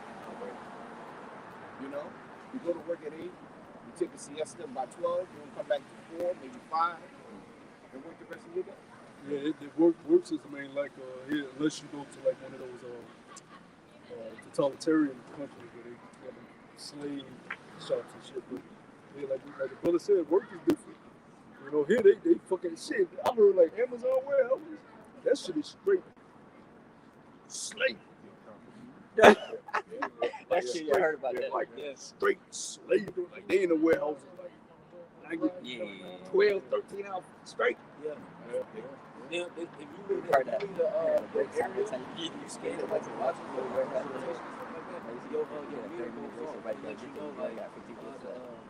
the hiring manager or whoever supervisor on the floor lets them know that you're in the bathroom and stuff like that. See? The little scanner, the beeper goes off. See? Track on. No, it's an easy thing for people to get their packages where they just, thank you. But you don't see the rigorous and the total shit that goes behind it. You got people dying in fucking warehouses. Getting this shit out. Because they got to put, you know how many people, we all on Amazon order this shit. You know what type of work, labor force it takes to push out that amount of packages? I ain't gonna say where I work, but I'm in that industry. And like, bro, people work to get you your stuff, man. But you get it, you just like, you order 20, 30 packages. Them motherfuckers in the 2-day shipping or 1-day shipping. dying on the clock. 2-day shipping, 1-day shipping. Oh, niggas dying in the clock, dying in the well. They caught, they hire new niggas. And they always hire people right now. Amazon ass hire. These niggas keep quitting and they fake. That's crazy. The pig slaughter joint in Smithfield. You know, man, people fell out. That shit is like a sweat box. Like, they gutting pigs. Like, 2 people, you know, right? They fell out. Boom, one dude fell out. Banged his head on the joint and died. This one, Johnny Cochran was alive. Yo, John, and they make mad money. Johnny Cochran took a personal jet over there and spoke to the big dog in Guardi. And he was like, yo, you know, I'm here for representation of the family. The owner wrote him a blank check and told him carry your ass. You know what I mean? Oh, damn. Yeah, you can't come. Jake. Huh? They mistaken the owner of Jake. Oh, I word? believe he sold it to the Chinese. Oh, yeah. A few years ago. He was in it for himself. He got it. But He had to get out. you look at the ground labor force of America. Nobody gives a fuck. Even like right now, they building them bridges, right? You go in the Hampton and stuff. Who you see at nighttime building bridges? What are women on? Oh, every time I've been drove by, it's been men out there in the water, on them big machines. It's cold out there, too. But the nigga woman in her ultimate. I'm independent. I don't need a man. How about they don't build no bridges for you to go over? Right? You need a boat. Let's go back to ancient times when you used to have a boat. And it used to take strength to row to your destination. It's easy to make that statement during good times. Yeah. Like what the brother had stated earlier. Weak men bring about bad times, and strong men bring about good times. It's easy to make that statement as far as women are concerned. Be like, I don't need a man, I'm independent, this, that, or the other, during good times. We could go to the store, you can get your bread, you make your money, you know, you can get this bullshit education, you can talk shit to a man because you're protected by your enemy. But when this shit goes down, hey, Convenience gonna be taken out of the way. So when nothing is convenient for food or getting your nails done or all the things that you may need, you gonna go and seek a man to get these things, or go out and hunt, you know, for your food, man. Or to bring you into the next city. Oh man, Real men coming back, man. And you got men out here that want to be men again. They've been waiting for their chance to let me be a man, you know. And they gonna take what they want because men are conquerors. Men are hunter gatherers, right? And you women are gonna be the prey. Any kid. All you little cute ass women that's been there, them freaks. The freaks come out at night. Them big ass Tyrone, 6'4", 230 hard muscle. Shit. I seen a clip. I think it was in New York. The chick was walking down the street. Dude stuck his fingers up in there. She looked at him. Slap. He caught back. And he started beating. I said, damn. 20 times. You thought he was this nigga bought it. He said, I'm gonna take it, bitch. And if you hit me, I'm gonna knock you. So she hit me. This nigga went beating her ass in the street. And this shit, at the interview, you see her just getting up and just looking at a nigga on his next victim. There's a lot of niggas like that out here, man. You see them niggas all the time. I used to see them niggas right to catch the bus. You look at them niggas like, this nigga. I grew up in the 70s, 80s, and I remember when men had their women in check. A woman just didn't walk out amongst men and talk shit to a man. She knew her place, and her place was not around a man being around a bunch of men. You know? Shit, I remember women used to get their ass whipped on the street, bro. In the 70s. I used to see this shit like, And you see, you got the jakes that still manhandling women, but then you got these bug out zombies that come in. You can't be doing that. And you get the simp nigga coming at rescue. Here it is, this is his woman.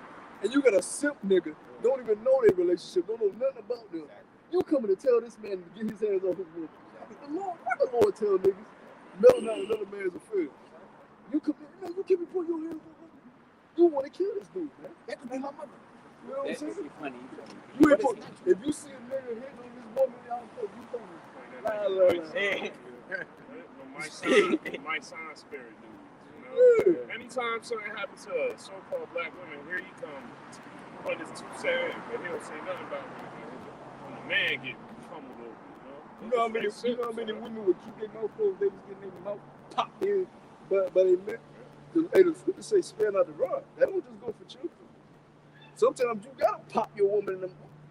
Especially since how some of them be talking. Man.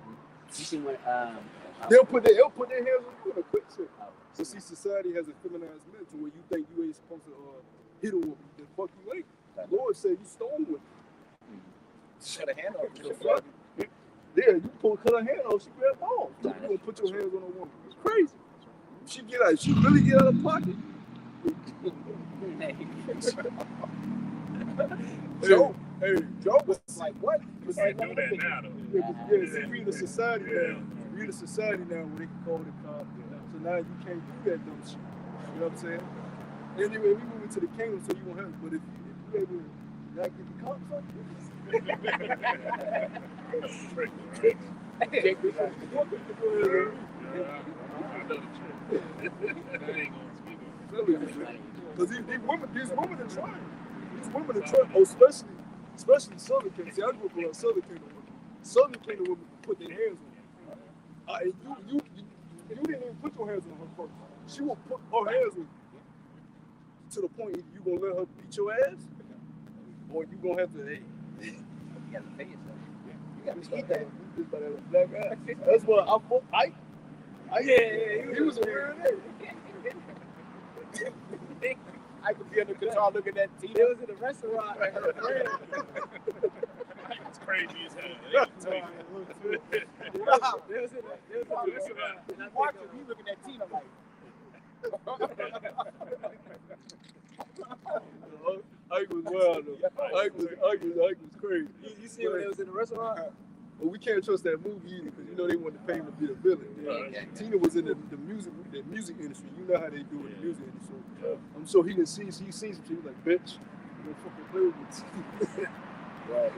What was you saying, though? When it was in the restaurant, I think she was with her sister, and she had said something, and then he said, "Bitch, mind your business," and she kept talking crazy to Mike, and then he slapped the shit out of her.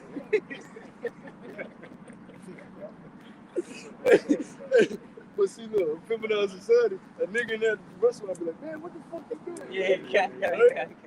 But shit, you got men out here that'll do that and then beat your ass. You step in. I seen that happen. So you better watch when you step in, because that nigga might be man enough to beat your ass too. That's what I'm gonna say. You got a complete stranger willing to throw his whole life away over a woman he don't even know. You seen that dude at the airport, you know, like up in JFK? This dude was looking at women and the simple nigga tried to come up to help. Almost got his ass whipped. I saw that. Those days are here. First of all, we in them times where you need to mind your motherfucking business. You don't know that whole situation. You don't know she might have antagonized them. Took his money, hurt someone, you know. And sticking your neck in somebody else's business might be detrimental. Curiosity killed the cat, man. Jacob's Trouble. If you see a couple and he beating ass, you think you gonna stop and save her in Jacob's Trouble? When everybody fucking going through, you gonna mind your fucking business. Hey, what's the hashtag protect black women now, right? Yeah. First, then they want to push that the so-called black woman is the most attacked person on the earth. You crazy as hell. It's the so-called Negro, Latino, Native American man. Because we going against these other nations, and who's supposed to be our help? The women don't like how you acting, 911. The women don't like how you acting, Section 8. Get Section 8. Get you out of this The little find out you got another woman. Right. Now the worst thing that ever happened to me from a woman was when she found out I had another woman. I said, "You gonna fucking do that?" They'll fucking put their hands up. Let her find out you got another woman. Either she gonna go the cop route, she gonna try to put a play on you, she gonna call her brothers or uncles, and she gonna physically come to you with a knife or some shit. probation officer. I can't. Because they got that Jezebel spirit on them, right? Women ain't supposed to be like that. They're not supposed to be jealous of other women. They're supposed to be happy that their man is able to be a man. You want your man to be a full man. Your man is, here it is, I can shoot off children, I can shoot off three able-bodied men 3 times in one day. Tomorrow you can shoot off 3 times. Wednesday you can shoot off 3 times. I'm supposed to be bound by one woman. I can impregnate 3 women in one day. 3 women the next day. 3 women the next day. But society tells you, oh, you're going to be the one. That's why I sent that image in the chat that said Kim Jong-un, he was like, I find it surprising that America taught people homosexuality is acceptable and polygamy is a sin. I screenshot that. Because that makes so much sense. Homosexuality is acceptable, but polygamy is a sin. A man can only have one woman, but he can be a family. That shows how the Heavenly Father set up the order of this, to what you were saying about, the dominance over man has over women, because, society tells these women that they are equal to us and they can live just like us, right? But Yeah, that's it. But I asked him, I asked one woman, I said, how many times can you get pregnant in a month? And she said once. I said, well, how many times can I get a woman pregnant in a month? And she sat there quiet, but that shows you that the Heavenly Father set an order to this. We're dominant over the woman, man. You know, you can get pregnant, you're supposed to sit your ass home. You know, nature, let nature run its course, protect yourself. And while the man goes abroad, and does what he wants. And then, well, that's the whole, when you go into a law, that's another thing, being up under your woman. Man, I can't be with no woman more longer than maybe, we out and about, okay, I'll give it a day, right? We out doing something. We in the crib, 2 hours max. 2 hours. If I ain't getting no bucks, I ain't about to be up under you fucking for hours. That's why in the law, a woman used to have a separate quarter she could go to for her time period, right? And like the brother was going into when she's pregnant during that time, you're able to, now, if you want to, get another wife, get her pregnant, continue your legacy, your lineage. Now you in the house, she on her period in the house with you. Fucking the fucking, the moon and the fuck the moon, because that's a real thing. Moon got her cycle, she fucking up the cycle. She taking shit out on you, out of order, talking to you all type of crazy, and you gotta sit in there cooking bacon and shit, listening to her. That's madness, man. That's fucking madness, man. She supposed to be out of the house at the time. Then after her period's over, you know what? I'm sorry for how I was acting. My emotions get to me. But back then what? 20-something days later, and they come back on, she back tearing shit up again. That's a lot of them were forced to be in the bathroom. Yeah, cuddle with me, be with me. Men gotta be men, man. That's why, like, when we had our own land, you got, like, you see certain houses, but like the one we live, I guess he live got a separate, he lives on the land, right? That would be your woman. She on the land, but she got a separate little house quarter that she go to. Baby, what? You say you bleeding? You know where to go. You unclean right now. You be around me. I gotta be throwing up prayers, all type of stuff. That's how holy we were back then. I gotta be praying to the Lord. I can't be unclean touching you. I gotta repent. How you gonna be throwing up prayers to the Lord and you around an unclean woman 24/7? That was the whole purpose of it. So you're not unclean the whole time while she's unclean. She's not the head, you're the head. She don't make prayers on behalf of the house. You're the head of the household. The Lord listening to you first for her, so she can be like that. You make sure you're doing what you're supposed to do, so the house is covered and protected. Right? Yeah. Now women can do what the fuck they want. You go to wash your clothes, period panties in the fucking shit. Getting washed. You know what I'm saying? It just shows it's the society's fucked up. See, I used to go with my sister. I done seen all kinds of shit in the bathroom. You go in the bathroom, god damn. Bloody Mary, man. Yeah. You ain't supposed to live like that as a man. Young boys growing up.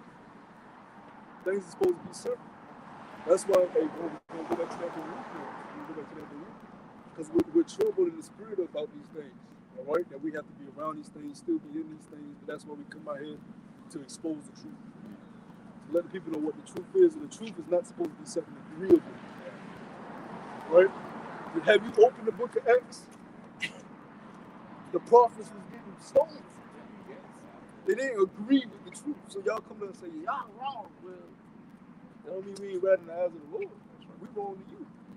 That don't mean we're not right in the eyes of the Lord. Just because society says you can do what you want, don't mean that's okay with the Lord. Right. Women come up here and say, I can have more than one man. To who? That's okay to who? Because the Lord said you can't. Society said you could. Right? So y'all reaping the benefits of what the society wants you to have right now, but wait until the Lord requires your judgment. Right? Wait until you got to adhere to the things you've been doing. He called you back into the spirit realm. How many of our grandmas say you can have more than one man? That's what the Lord asked you. He said you can have more than one man. Who you talking to? What you gonna say in that day? You don't better say nothing. Or you thought you could be a fan? You What you gonna say to the Lord? Well.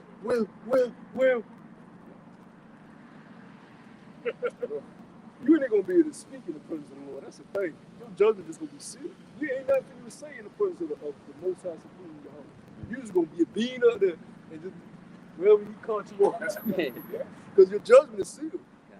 You ain't nothing for you to say. Ain't nothing. Yahweh shall speaks on our behalf. Ain't nothing for us to say to the Most High Yahweh. Everything we doing right here is for Yahweh shall to chapter 4. Okay, Father, we don't go to Abba Yahweh right now. And call ourselves talking to Him. You out your fucking mind? He came and spoke to us one time as a nation. And we said never again.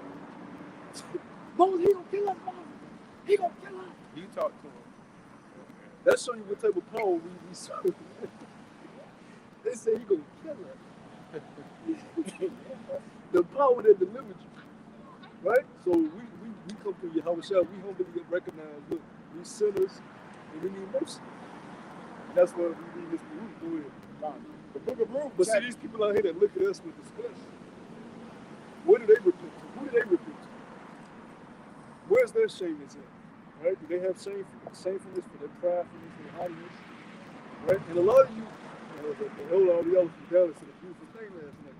A lot of you all of you are just rape victims, right?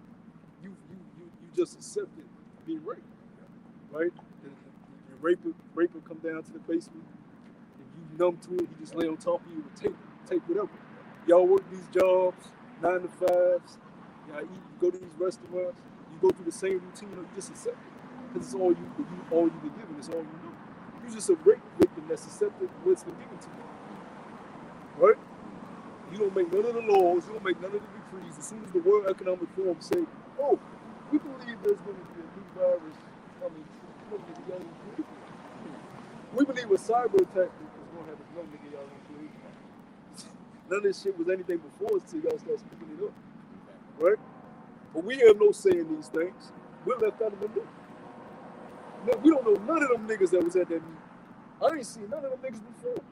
But they making decisions on our lives. Yeah, pretty much. We never had a conversation with these niggas. We never sat down and broke bread. He don't know my mama, I don't know his mama. Right? And he making a decision on my life. That's going to affect my whole day. When the C-19 shit happened, that affected our whole life. We had to put fucking masks on. And I hated putting that shit on. It got to a point where I had to put the fucking shit on. I'm in the airport now. I have to put the shit on, or they're gonna lock me up. They'll literally detain your ass. You want to hear without a mask? Right? You had certain stores, you literally had to put the mask on. Like they wouldn't let you in the store. Now, in the beginning, we was okay. We were like, we ain't putting the shit on. We in the store, looking at niggas, weirdo. But then it got to a point that we had to be in this shit with the fucking looking. That shit was vexing, man. You in the line with your groceries, you got the shit. You like, well, and then in that moment it said, See, but more vexing. It was vexing then, so even now that it's over, you don't have to wear it. You got jabbets still wearing it. oh, bitch that work next to me. Bitch got the mask. Morning, bitch got the mask. 2023, bro. Bitch got the mask on, man. Have to get the jab. You know the silly is, you know the silly is that Jake, like I said, when Jake would do anything captivity, and after that, they'll make like designs of the mask and all that stuff. You know? It's like, Jake, you know, he designed it. One of them super brews. He had the fringes on this shit. He said Kwam Yasha Allah.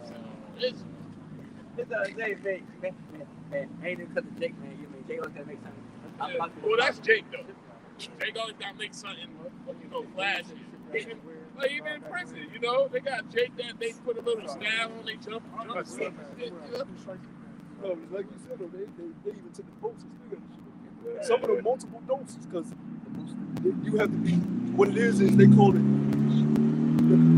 have to have, so if you got 2 doses, certain brands say you take 2 doses, you have to complete it. You complete it so you can travel here. If you only got 1, they'll say, oh no, you can't travel here, you ain't complete it. You gotta get your other dose. Then you can travel. So you gotta keep getting jabbed. Then they said they looking into having an annual potion injection, so where you get it every year. Oh, We gotta get the fuck out of here, man. Oh, And it's only gonna get worse because they about to release an upload, right? And then you can just feel it in the air. That's some shit finna fucking happen. You just feel it. We coming up with Parasol, right? Yeah. You just feel it like this double. Bullshit. This fucking Ren and Stimpy nigga, Pinky in the brain. You know, you just feel like he in the lab is doing some shit. Mr. Smithers. Oh, yeah. Yeah, kind. Dexter's laboratory. Yeah, I'm like, laboratory. That nigga they cooking up some shit with this out here, man. That's why we stay in service big. That's how the movie contains. We ain't concerned about what's the nigga name? Tyrone? Tyreek. We ain't concerned about that nigga. He in the spirit realm. We concerned about our tasks the Lord put us in to do. You ain't fooling us, devil. Then you got the Super Bowl, you got Rihanna about to perform. No, that's A heavy witch. She's a heavy fucking witch within the music world. Who knows what the fuck type of spell she gonna be doing, putting on the people. Oh, nah. No,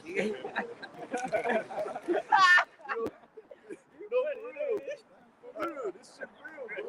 And the people in the crowd getting hypnotized and shit. He said, oh, nah. She got that accent too. You know what I mean? Got that Bayesian accent. Chicken. Yeah, kind. Man, you know, she attractive women, so you know the dudes are gonna be. Yeah. The game's down.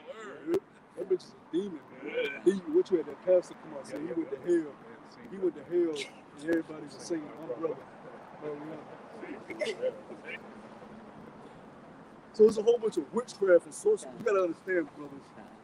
The Lord has given Eve the left-hand side powers. This nigga literally he's a warlock. So he's able to manipulate the things you see in sports, the things you see in the news. Everything is scripted and written for, a bitch slipped up in the soccer shit.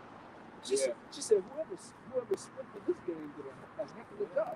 The dudes went there like the fucking World Cup shit. She's like, whoever scripted this game did a great job. On the panel. Slipped the fuck up, man. Everything around you is fucking orchestrated and scripted. You can't trust shit. Everything is fake. Every single thing that you know of is fake. Fucking Will Smith getting on stage slapping Chris Walker. These niggas was in dresses. This nigga was on Fresh Prince of Bel-Air in a fucking dress next to this nigga. Like playing a woman. So they been in cahoots. They didn't give a fuck about Jada Pinkett to get on that fucking stage and slap this nigga. He was laughing at first, and after that he got mad. You know, like, come on, man. And a lot of these celebrities don't even be in America. Like, a lot of them be out of the country. Not even affected by the societal rules that you were affected by. Niggas be in places in Europe, Dubai, all type of shit. The only time they really be out here is when they got concerts and shit. Niggas don't be in America, man.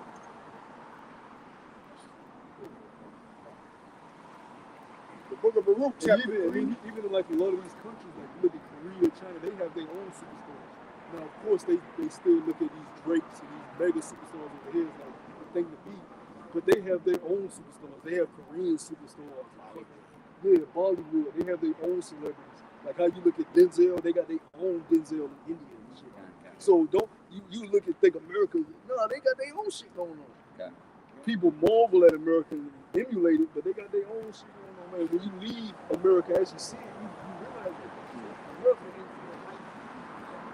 But they'll have you think that America is life. What the fuck it ain't? You can live without being here. Because people are doing it on everyday basis. America's a false dream given to people, right? And if I was in the world, I would have been left. I'm telling you right now, I would have been started somewhere. Passport, bro, for real. Ain't no man in the world in his right mind should be over here in fucking America. Hell no. As much sorcery that goes on around here, the stuff they about to put on the books to lock you niggas up. The women are corrupt. You can't blame them niggas that's leaving the country. They think that's their hope. But see, us in the truth, we realize we supposed to be. We have a task at hand. Right? The scripture says the prophets before us prophesied against many kingdoms. They stood in the kingdom of their captivity and prophesied against it.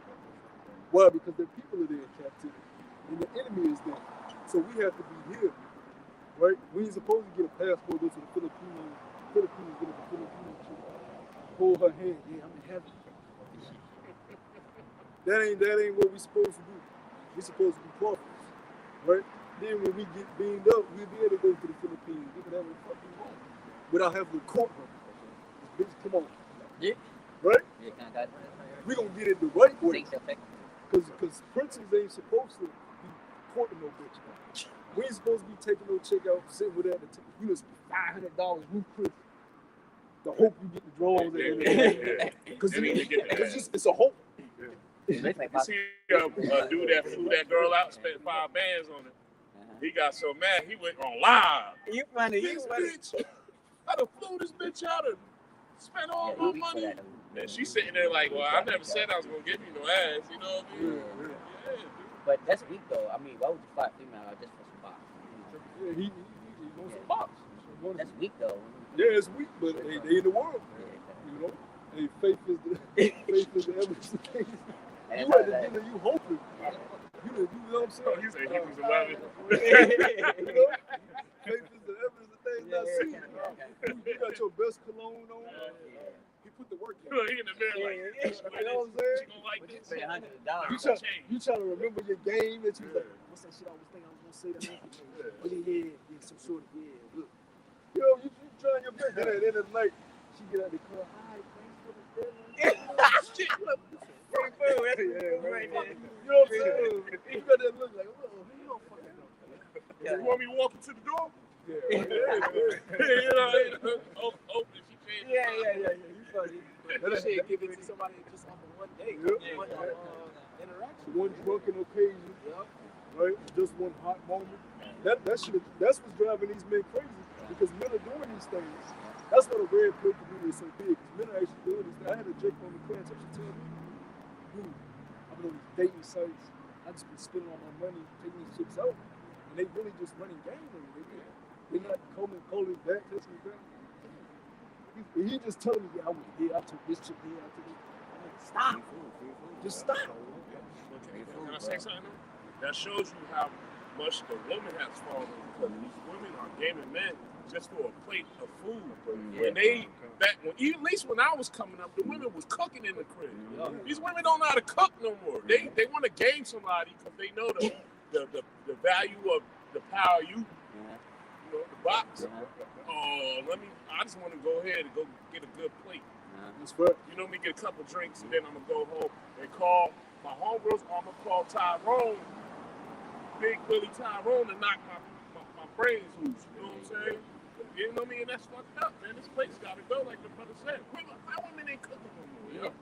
Attempting to at least. Yeah, and like I said, you can go on YouTube. Like I said, there's a study about how, like I said, that dating site is a waste of time because, like I said, these women, like I said, man, you could be an average 4 or 3, and like I said, some dude is gonna message you, man. Like I said, they prove it. Like I said, they even tried to switch it around for a woman that, you know what I mean, to quote unquote pretend to be a dude, and you know what I mean, she wasn't getting no basically no replies. You see, wow, it makes sense why these women are able to get, you know, these dudes and stuff like that, man. Because the men are the hunters, so she gonna hear herself too. Yeah. The men are the hunters, so the men are gonna dominate the site. So the cute ones, everybody clicking on the cute ones. So she got this hundreds of dudes. So she ain't pressed by you, and if she do allow you to take her out, you just one in line. Yeah. She weighing her options. And then, you know, a lot of women is hip to the bullshit. Jake be saying, you know, dudes be saying, man. Because of niggas like Steve Harvey, how to think like a man. I hope the Lord shoot a fucking missile right in your living room, nigga. I hate that nigga, man. One day I didn't have my goddamn aux cord, and I had to drive to work and listen to the radio shit. I couldn't stand it, man. I think he on his 3rd marriage. You know what I mean? That's a simple nigga, that. Yeah, but you know You that got his shit. daughter. At. Yeah, man. If it's one nigga I wish the dad is Steve Harvey. If I had to choose one nigga, that nigga got to go. Yeah, His one daughter nigga like got it, man. Oh yeah, Shawn Yeah. Michaels. And she was, I could. And then she with She the was homie now. with Future before her. She was with Puffy. Ran through. then messed Yeah, with she Puppy's was- son, Yeah, right? Lord, Right? She was with the father, then was with the son. But society is making her seem like she's just the baddest woman on earth. She's a harlot, Yeah, yo. no woman look that good. There's no woman on the earth that look that good. I haven't seen one. Well, that they make- reserved for her somewhere in Brazil or somewhere that nobody don't know nothing about. You know what I'm saying? No, hey, it ain't no Judas on this earth. All right? Oh, Ain't no woman walking around that's gonna stop men from fighting. You start, oh shit, you know. You men are just lost your way of what it is to be a man. You simple for women that are mediocre. Like the point I was going, we princes. We're not supposed to be spending money on a fucking woman just to hope we get pussy. yeah. Right? If you're in a relationship with a chick and you born with her, that's different. You're having an outing. But you doing it with the hopes of getting ass, that's a low state. You just supposed to. Abraham took Sarah. Hey, they went to tent. Oh, we betrothed? Okay, that's consummated. He ain't taking the ruby trees off. That's They what- were in the Whatever they tent. had back then. if men be straight up from the, I can speak for myself. When I'm just meeting the female, I can draw the line in the sand from the first. This is where I'm at with it. You know what I mean? You know, ain't no baby, this and that lying. That's that baby face shit. It's funny you should say that. I had a conversation with my daughter. My daughter was like, I met this dude. She said, I met this dude. You know, he's in the Goku and all this other stuff, and you know, blah blah blah. And my daughter said that he looked at her and was like, I ain't gonna kiss. And my daughter was like, what? Who are you? You know what I'm saying? So I'm talking to my daughter, and I'm like, you know what? I respect him more than that dude that would play the field just to get a kiss. Yeah. At least he told you what he wanted, and you knew what he wanted. Because you gonna kiss somebody anyway. Exactly. At least you walking up and knowing what this man wants from you. Yeah. You know? They all want the same thing. He just came out and said it. Yeah, she gonna respect that. And move. these I women, respected him for it. yeah, these women are crazy, man. Because here it is, they'll deny one man, they go do way more nasty shit. With Whatever, yeah. It's like Peter's denied this man, and now you slurping up this man's children But that in other the crib. man might be an alpha. He busted all on her face. No, this is the reality though. She get in that crib, getting her face busted on, right? Getting shit shoved up her butthole. Then she come to prison, you stuck up. Yeah. And you can't have this. This You gave it away for less. Kinda, yeah, pretty much. and cause these niggas in the world are wild. They doing all type of shit to these women. They got Especially in fetishes. college, you know. These niggas like getting they, you know what? Trained. 8 out. Trained, oh. I've heard it from women's mouth. Violation. These men got weird fetishes they be having these women do. And that's why you get these women, they be turned out. You get one of them, you like, damn, who the fuck taught you all this shit? Yeah, right. You know how you spot her. Tell her, hey, this is typical bro. You don't talk me right. If she know how to, depending on how she rides you, you know she been ran through. Cause she gonna ride you like a fucking pro. You know when you got a woman in the bedroom, if she been ran through. Now you just know. Cause the shy ones, the timid ones, you know, even the whores up play shy for a minute. Yeah, But but once you get into the action, you know. We talk about a second. I never did this Oh before. yeah, You know, I never did this before. I ain't teach you that shit. for real. That's real. Real. You ask her to suck it and she doing what she doing. Yeah, you know, got the spit stream And that- going on. It's see, like, what the fuck? And that hurts us because it's like a woman is supposed to experience her first everything with you. Whereas if she go on a boat, a yacht, you supposed to take on that yacht. And she supposed to go, oh my God, this is beautiful. I never did. She supposed to get on a yacht with you like, yeah, last time I was on here, he did this. That's As a man, but as a I'll man, show you some shit. yeah, but as a man, it hurts you because it's like, I damn, can see this. what can I show her as a man that you know what I'm saying that I do this for? Yeah, I took you to the Bahamas. We went to the Bahamas, girl. We did that. It's like what the fuck? A woman's first is supposed to be everything with a man, that gives a man joy. He's showing us. They bring, I know it brings me joy when I'm with a chick and I show her some shit. And then her eyes light up. It's like, oh, she just look. She got that child look on you again. Like she's supposed to look. She's like, okay. Right, but she already did it. It's like, what the fuck? Then we just do it. Oh, I've been in this restaurant. Yeah, I did this. Yeah, it's okay. Then we just eat. Ain't really experience. We could have took this home. Last guy bought me this, and this. Yep. You only bought me this. Yep. You pull up in your car, but she's been in, you pull up in your car, but she's been in a Corvette, right? So she looking at your car, well, bitch, what if you had to go? Oh, you got baddies. You got baddies in other countries, right? Going back to your point, like you were saying, like Brazil, these are tens. They walk everywhere. They'll love for you to pull up in your Honda, your 1990 Honda, and pick them up. See, they not, and they look way better than what they did. But see, these women here, they're expensive. They be in shape. Yeah, because they gotta walk. If they not catching public transportation, they walking, man. I've seen it firsthand. They bad, right? You come here, mediocre chick looking at you. You got regular car. Bitch, you She got a food. shit. Looking like talking to you like, you know, she a mom, America's next top mom. Bitch barely know proper hygiene. Right. You know, we know more about shit. We know got more about the herbs. We know more about hygiene. We know more about all types of shit. She got a bonnet on, SpongeBob, pajamas, some Crocs. Holy ass t-shirt. And that's why we gotta look, brothers, we gotta look at ourselves like the princes that we are, because if a woman get with us, more will be those men that we're invaluable, right? You can't put a price on a man anymore. Because the knowledge that we can impart to these women is gonna put them on a whole different level. Not only that, what we're bringing into their life is ultimately could be salvation. Because the scripture say a man should be a covert from a woman, right? Women get saved by the head, the man.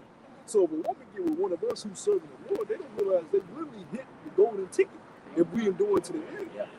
Right? So we're not just supposed to be dealing with any old chick, any fucking way. I don't give a fuck what she like. If she's not willing to deal with you cordially, she gotta fucking go. If a woman calls herself checking you, you gotta fucking go. Right? Don't take my phone talking about where you at. Bitch, I'm at camp. That's what I'm ready. I'll hit you up later and let you know what I was doing. Don't be maybe. I might even let you know. That ain't your place. That ain't my place to explain shit to you like that. Man. If I want you to know, I would have told you. You don't need to know.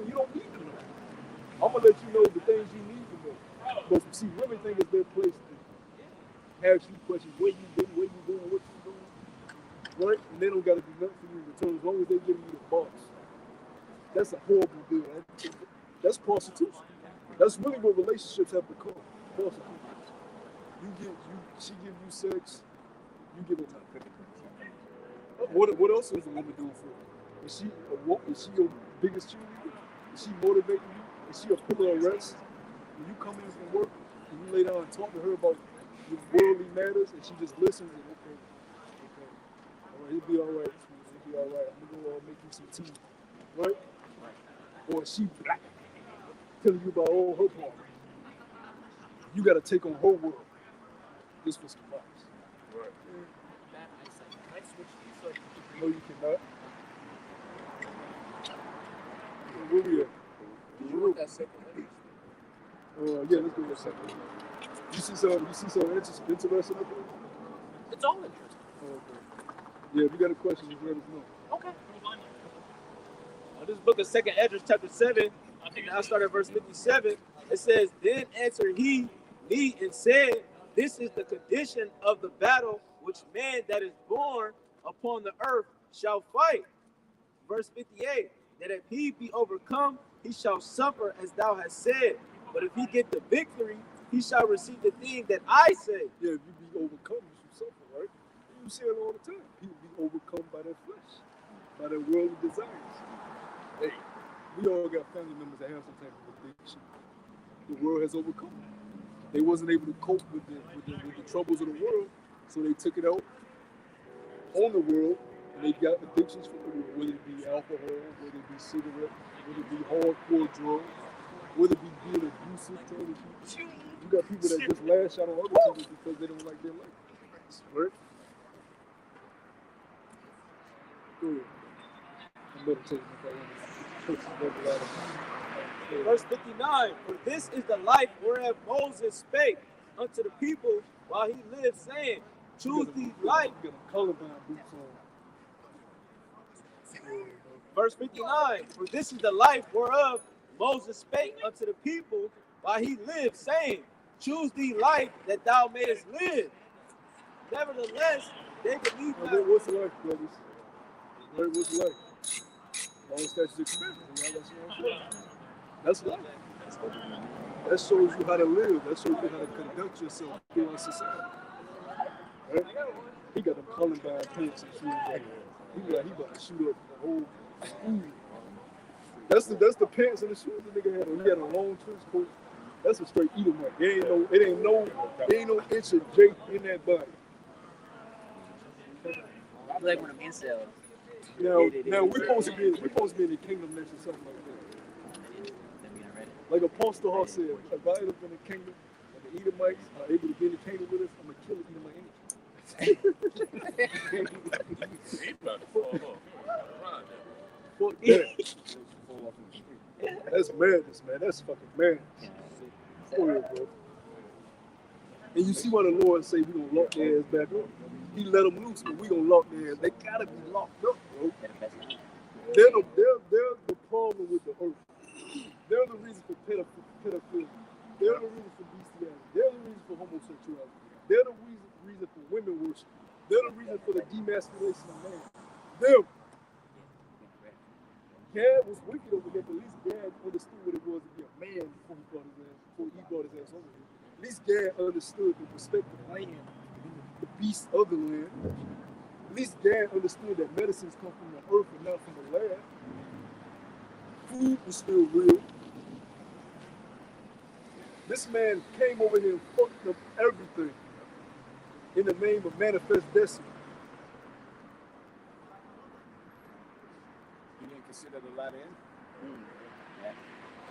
He destroyed everything when he came over here. Every single thing. In the name of Catholicism and Christianity. And he wants us to stay in that. He wants us to stay in Christianity. He don't want us to teach this. You out of your fucking mind. You the damn devil, the Bible speaks. You the deceiver. You the son of perdition.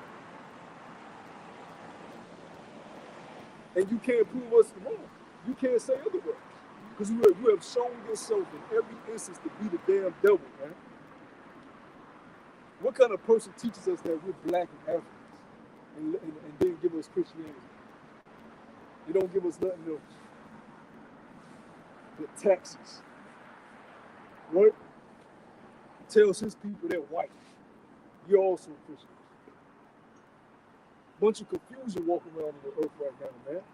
That's why men get up in age and you ain't knowing shit about life. Men to come to that breaking point in age and like, what the fuck? You're getting up there now.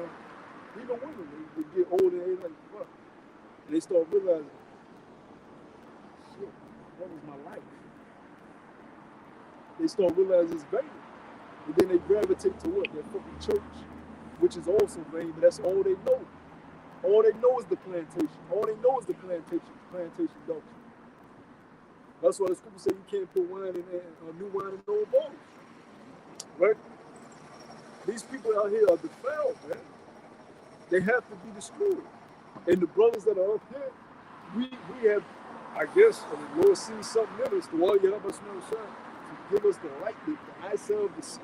Out of everything. It could have been my best friend up there. Could have been my cousin. Could have been my brother. Why me? You know what I'm saying? I didn't encounter many people go out my way. Why not me? Us, he chose us out of everybody. So why you help us on the shelf that we can't take that for granted? Because he didn't have to wake us up. We could have just been bugged the fuck up still drinking Kool-Aid. Through not knowing what the fuck's going on out here, man. But see, what we decided to do is say, you know what? This is the truth. We believe on this. We can teach it. We can make our bodies a living sacrifice. Right? And we're going to do it to the end. Lord willing. Lord willing. Go ahead, bro. 2nd Ezra chapter 7 and verse 59 again. It says, "For this is the life whereof Moses spake unto the people, while he lived, saying, Choose thee life, that thou mayest live." Verse 60, "Nevertheless, they believed not him, nor yet the prophets after him. No, So they don't believe the prophets. So why are we supposed to get down and out when they don't believe us? Right? That proves they never read the Bible. The whole world agrees with Christianity. That shows you it's not the truth. The Lord said he doesn't love the world. Right? He said he's not in the world. He even said this world is not his world. This world is the company. So if Christianity is the religion,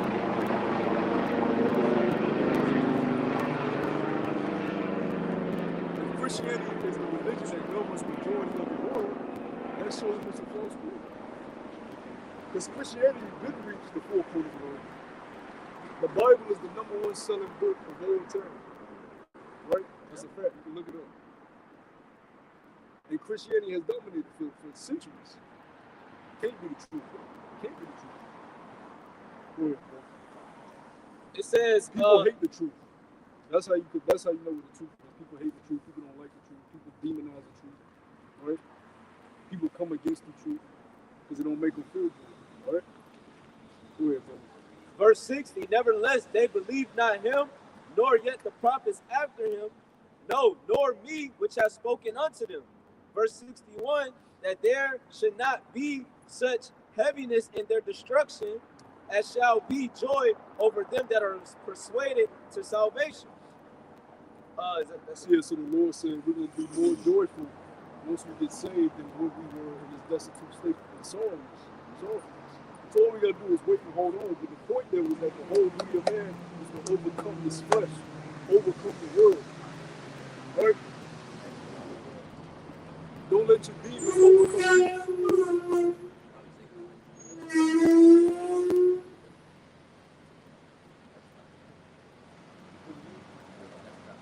Yeah, that is.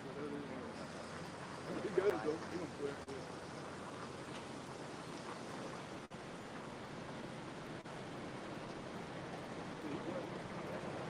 Then the whole point is to don't let your demons overcome you. Right? The majority of the world allows their demons to overcome you. Right? And that separates the righteous from the wicked. The righteous say, okay, I know I'm a sinner, I know I'm a walk, but I'm not going to be consumed by my lust, I'm not going to be consumed by my demons, I'm not going to be consumed by the things that entice me. Right? I'm going to be able to abstain from the pleasures of the flesh, if need be. I'm going to be able to fast from the pleasures of the flesh, if need be. Right? I can go without Shade Room and Instagram. I can go without TikTok and all goddamn things. Distractions, vain things that aren't worth anything. Right? Those other nations don't give a fuck. Hey, what China don't give a fuck about that shit. Korea don't give a fuck about that shit. Come to America, y'all got time to TikTok all goddamn day. But see, it's about to come a time though when you're not gonna be able to do that. You ain't gonna have the time for that. You ain't gonna be concerned with that. You're gonna be concerned with getting bread in your mouth, water in your tongue. Right? And what does the Lord say? He's about to bring you a famine. But before the famine of the bread comes the famine of what? The water. Which means he's about to take the men that's been teaching these things off the highways and byways, and he's going to take us off YouTube. Which YouTube has already been cracking down on us for the past couple of years, taking down our channels, making more restrictions. Right? YouTube has become a pain in our butt already. But YouTube is going to be shut down. The whole internet is going to be taken over. And that's the day people are going to lose their mind because people run their lives off the internet. Everybody love, and it's called, the new system is ran off what? The Internet of Things. You know how you can back everything up on your phone to the cloud? They want you to be on the cloud. They want your whole being to be on the cloud. That's why they want to chip in you. So your subconscious, everything that you think, everything that you do is put on the cloud that they can track and trace and monitor. Right? That's what the whole social media thing was about. It's all CIA. It began even before MySpace. It was a site before MySpace that was the first major social. Now it was a different. It was some Edomite shit. Yeah, not But that kicked off the whole social media shit. Then you had MySpace. Then you had what came after MySpace? Facebook, Twitter, all these things. Yeah, it wasn't. It's a different one. It's a different. I forgot the name. It's a different. It was like a real small one. But all those ones was early too.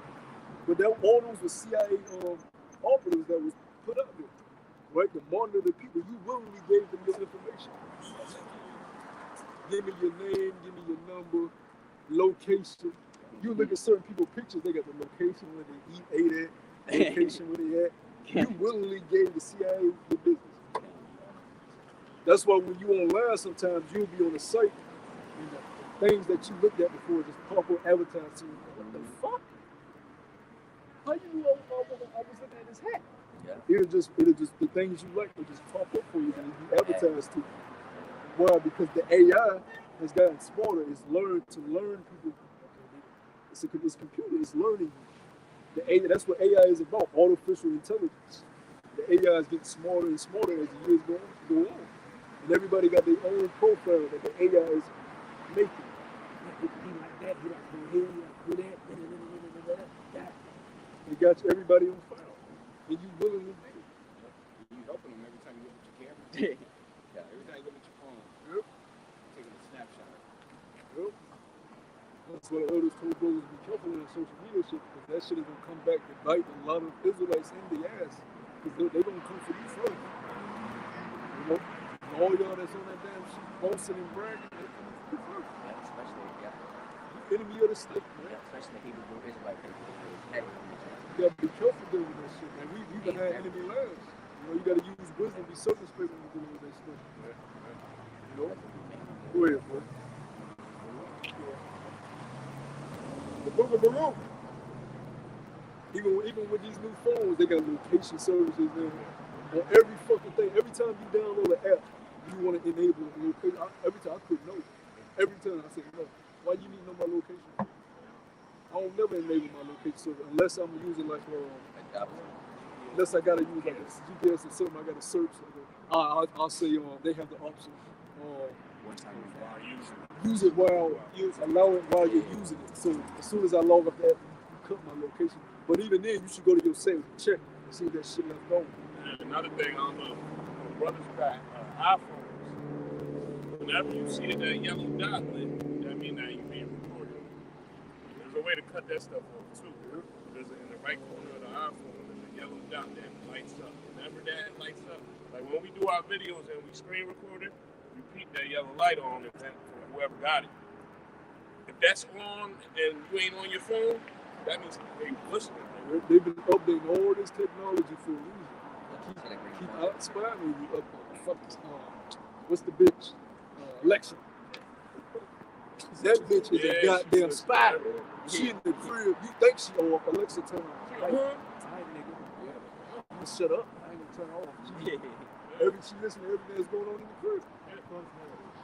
That bitch don't fucking. And they show you that in that movie Smart House, that old Disney movie. Yeah. When they put the kid with AI, she came to life. And she started putting everybody on lockdown. No, Billy, this is for your good. I'm not you in your room, Billy. You're like, bitch, what the? Let me out my fucking room. This is for your own good. But the AI in human, she thinks that's for your own good. Because she only thinking about the carnal shit, the computer shit. That shit is real, man. That's what society's about to come to. They got these robots. They about to unleash. I seen the new clip. The robot was picking up boxes, jumping, moving. The shit can literally run up on you and grab you, man. Talk your ass, man. That's the society we moving into. A technocracy. That's what it's called. Technocracy. Everything's ran digital. And they want you to be part of it. To where you're just a mindless freak on a database, walking with a chip in you, control and track and monitor everything that you do, which you're already tracking and monitoring, but they want it to perfection, right? To where they don't miss a thing. Because you can still kind of go under the table. Without the chip, you can still do things under the table. Like we're talking about, you can take off your location services and throw the phone for them. You can't, you know what I'm saying, do that with the chip. If it's in you, wherever you go, they know exactly where you're at. That's why they want that. I remember a while back when I worked on the base, nigga that shot the base up, this nigga used to come in and talk to me all the time. Either might be weird. Shot, poked the nigga up on the base. Nigga, he was able to get on base and try to VB from fucking post. He was say the poke a nigga and stab a nigga, oh baby, get the fuck out. Oh, the military, get the fuck in this car and drive all over the people. How did they find him? Phone. We got the word. They were like, they found him, y'all. Nigga ain't know his phone. But people ain't thinking the location tracking. All they had to do was get his phone, just pay his phone, and then leave each. And people go everywhere with their phones. Everybody go everywhere with their phones, which means they always know where you are. A lot of people that murder somebody, they get caught found guilty because their phones in that area. They'll go to the last known area where your phone was. And let's say you dump the body off somewhere. He'll start searching that area. That's how they find a lot of Like when you talk about the enable your location, we have a master location thing in your settings. If you keep it on, click on it, and I'll let you know exactly where you at periodically through the day. You can see your timestamps. So say we on 21st Street, it's going to say 21st Street. It might say Vitamin Shop. Yep. Bro, I could pull up on my map right now when I left the country. It'll show me on my map where I was, at what time, at what place in that country. Right now, it's recorded. I got another one. And that shit tripped me out. What the fuck? So another way we got people in for memories. You know, talking about the memories. Yeah. Now, you know, I go back home, right? I'll just get a text. Share your memories. You were in this town, and it'll show the pictures I took. You were in this town on this day at this time. Then you was over here, and they put a little soft music, like elevator music, like years back. Yeah, you see, but it's all it is tracking where you at. Same thing, same thing on Facebook, Instagram, and all that stuff. Memories and stuff like that. But that's what they believe though. The Luciferian doctrine, they believe in the all-seeing eye. Like the all-seeing eye is see all, right? They call it Big Brother, where they can see every fucking body, even these cameras, these street cameras and all these. That's why I say it should be no fucking crimes. They allow crimes because they see everything that fucking go on. The CIA, even fucking you got the CIA base over there in Hampton, up in Hampton, stationed in Hampton. The CIA is the Central Intelligence Agency base headquarters is in Hampton. So you know they know us. We done been up in Richmond. We done been fucking. You know they know us. CIA, they got all fucking pictures all up in that motherfucker. CIA, FBI. OTAN probably made a stop in Hampton up there. I got a report. Yeah, this what happened, such and such. Yeah, they definitely got us. I can tell you that. But it's all good. We don't give a fuck. It is what it is. You hear him do what the fuck you gotta do. That's what the scripture says. It says what? Prepare thyself for temptation. Fear not him that can kill the body, but fear him that can kill the body and sex. You ain't got no sex tape with me. Yeah. Getting ran by some dudes. Yeah. That's true though. You can do that with these celebrities. You can't do that with us. Okay. So there's only one thing you can do. Harm our flesh. That's all they can do. They can't buy us off. They can't bribe us. They can't defame us. Well, they can try. The only thing they can resort to is harming our flesh. Because as of right now, where we stand, and I think I speak for every brother up here, we're not taking that shit. You know? Lord willing, that spirit stays on us. Where we say we ain't taking it. I don't give a fuck. If I drop dead right now, I'm not taking it. You guys gonna get burned up. Because you still gonna get it. You know what I'm saying? You still gonna die. If you get it, you gonna die. But you're gonna die in a brutal fucking way. Imagine you got the chip and you gotta walk around with a nutrient. You know what type of buttoned up mind you gonna be in? And it ain't no cutting it out, you damn idiot. That shit will become one with your flesh. You're gonna be in tune with the beast system, and you might try to cut it out and die. You end up in the spirit realm, Lord, like, nope, maybe you took. You know what I'm saying? You don't want to be like that. They might have it in you, and then you being recorded, and you something. Damn, I'm gonna take this shit out. You never know, they might press the button on you and bug out and just seize up. Yeah, you just seize up and you out of there right then and there. You know how much pain you gotta be to actually cut your flesh? That's total control over you. Yeah. You let this devil have total control over you by accepting that they are. You know what I'm saying? Yeah, try to talk you over. Yeah, but that goes back to the law of the woman who raped, right? I'm gonna make this quick point. I'm gonna let you got a question. I'm gonna let you get your question, right? So Yeah. it goes back to the woman in Deuteronomy 22, right? When the unbetrothed woman, when the betrothed woman is crying out, right? She don't get judged because she's crying out. The dude tried to rape her. He's trying to rape her. Well, that's what we're saying right now. We're the bride of the Lord, so we're saying, help, Lord, get us. This nigga trying to penetrate us with his glory. We betrothed to Yahushua. You can't come try to put your mouth in this, right? So according to the law, we're going to be found blameless if we continue to cry out. But for these niggas that don't cry out, that just sleep with this nigga, let him get penetrated with the Quran. What's the law? You got to be put in them with it, bro. See how the Lord works? He's just. Well, go ahead, bro. What's your question? Oh, shoot. My main question is when it comes to translation, I'm actually seeking to learn. I've done my research. The Holy Spirit has brought. Come a little closer because the call. I'm saying the Holy Spirit has brought me to the point where I am actually looking more of like what was lied to me, what was. So you familiar with translation after you King familiar James? with the Hebrew Israelite movement? You know that? Yeah, like so you coming towards the Israelite thing, right? And one thing that I know, I'm from Alabama, where I got people. We was told different. We was lied to. Now up here, I went to a Christian school. We was lied to about a lot of stuff. Yeah. So my biggest thing is I want to find my, when it comes to the scriptures, what God say it is. Well, we deal with the King James because it's the complete compiled version with the Apocrypha in there. And, it's backed up by the old documents. Now you have to do your own research to further, because I can't make you believe that the King James is the way, but it is the way. But you have to you have to believe in your own mind. But I want to start off in Deuteronomy for the brother, basically with curses.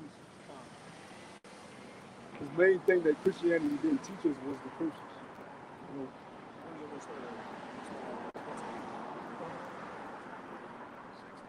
Yeah, you can start with like some of the main points that go down to 68.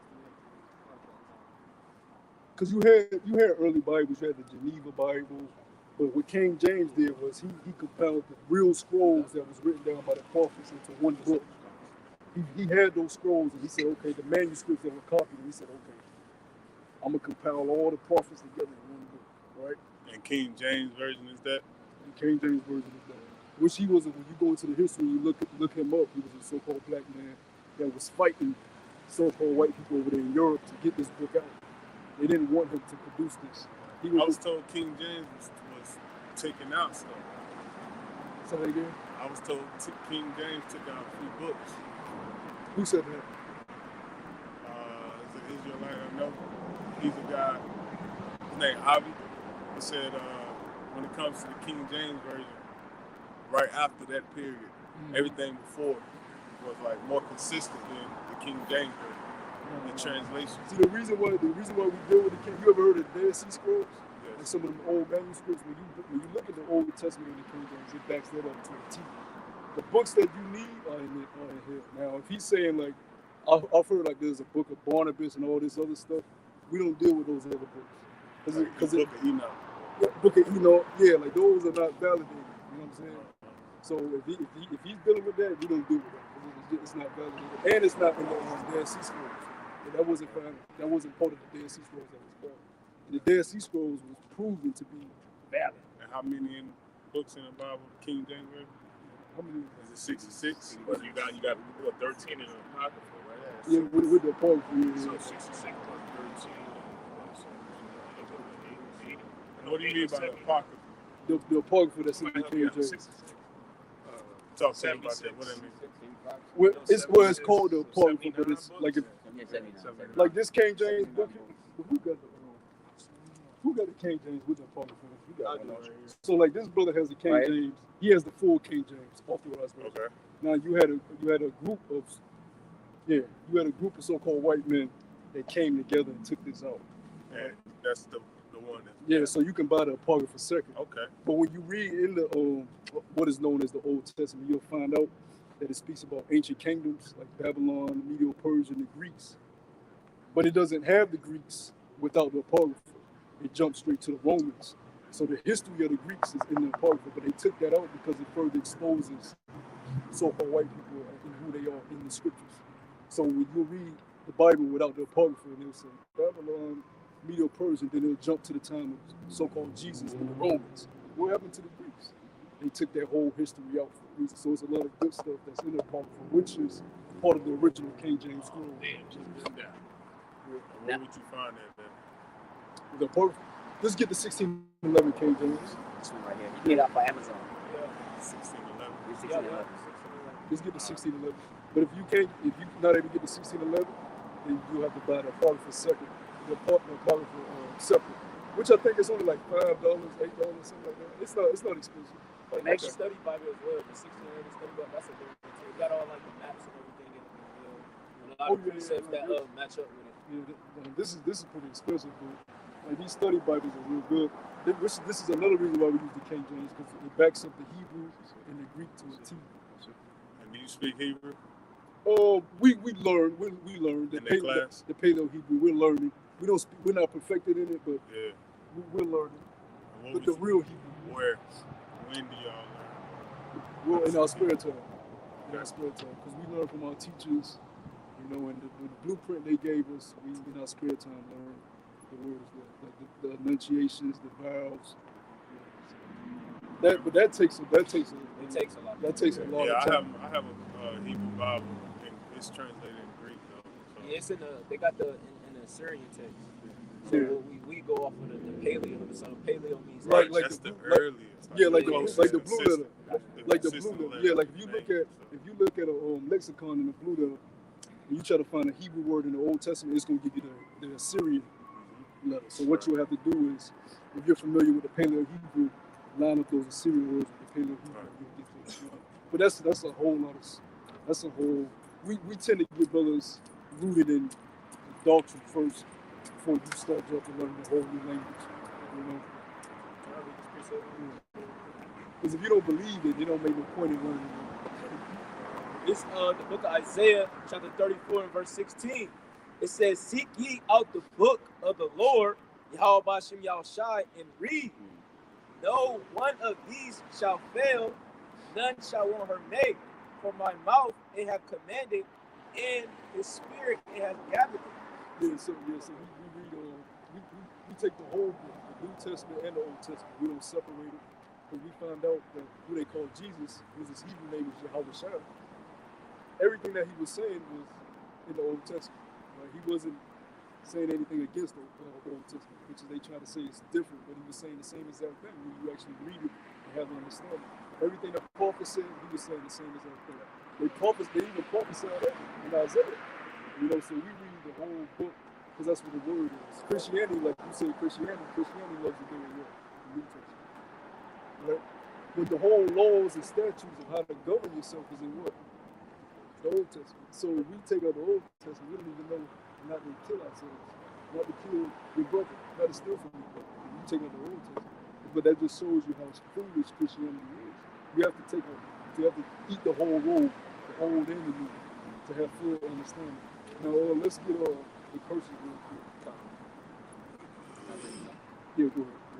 The book of Hebrews, chapter 10 and verse 7. It's what it's saying.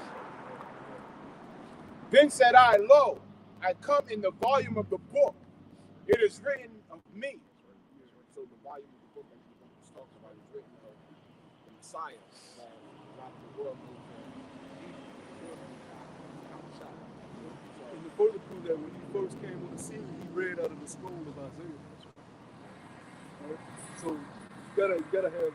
Without the Old Testament is actually more important than the New, in a way, because Yahushua he was in the Old Testament. Yeah. You know, you need that because he was the Passover lamb. Why is he known as the Passover lamb? What do we know about the Passover from? The deliverance of Egypt. The whole Ark of the Covenant, the tabernacle. The temple was based off of what? The tabernacle. The first tabernacle of Moses. So that Old Testament is very instrumental to a lot of things Yahushua did when he was on the scene. He was fulfilling the feast days. You know? Let's go ahead and get the first. It's book of Deuteronomy, chapter 28, and I start at verse 14. And thou shalt not go aside from any of my... Read what he said if you Okay, Con. He told him, if you hear, That's the next one. Yeah, this is the next one. You want to continue this one? yeah, go ahead. It says, and if thou shalt not go aside from any of the words which I command thee this day, to the right hand or to the left, to go after other gods to serve them. Verse 15. Yeah, because Christianity, the main thing Christianity didn't teach us was who we are, and why we the only nation without any type of power structure on the earth. Right? Now, when we actually got the true understanding of this Bible, and we read the story of the Israelites at Mount Sinai, what the Lord told them, look, if you don't adhere to what I'm telling you right now with this covenant, I'm going to punish you to some statutes. Right? Let's keep reading. Verse 15. But it shall come to pass, if thou wilt not hearken unto the voice of the Lord Yahweh, thy power to observe and to do all his commandments and his statutes, which I commanded thee this day, that all these curses shall come upon thee and overtake thee. We never heard that in the Christian church, that the Lord put curses on his people. Right? Go ahead. Verse 16. Cursed shalt thou be in the city, and cursed shalt thou be in the field. Verse 17. Cursed shalt thou be in thy basket and thy store. Cursed shall be the fruit of thy body. You pay taxes to the government, right? That enslaved you. That's being cursed in the city. Cursed in the field, that's labor, right? And we already know if you want to take it to the plantation, we was really out in the field working, right? Not getting no wages. Now you get some wages. In some cases, a lot of our people get minimum wage. What the hell is minimum wage? What the hell is a minimum? A man is supposed to get a just due wages according to the law. Every day. Every day. You're supposed to get paid after each day that you work. But under your oppressor's kingdom, your captor's kingdom, he pays you bi-weekly, every 2 weeks, of breadcrumbs. That's curses. Right? Now, the people in the land of Israel today, what you'll find out is they're actually the ones that own the banking system that has these statutes on us, that has us in this monopoly race. But then they say that they're the people of the Lord.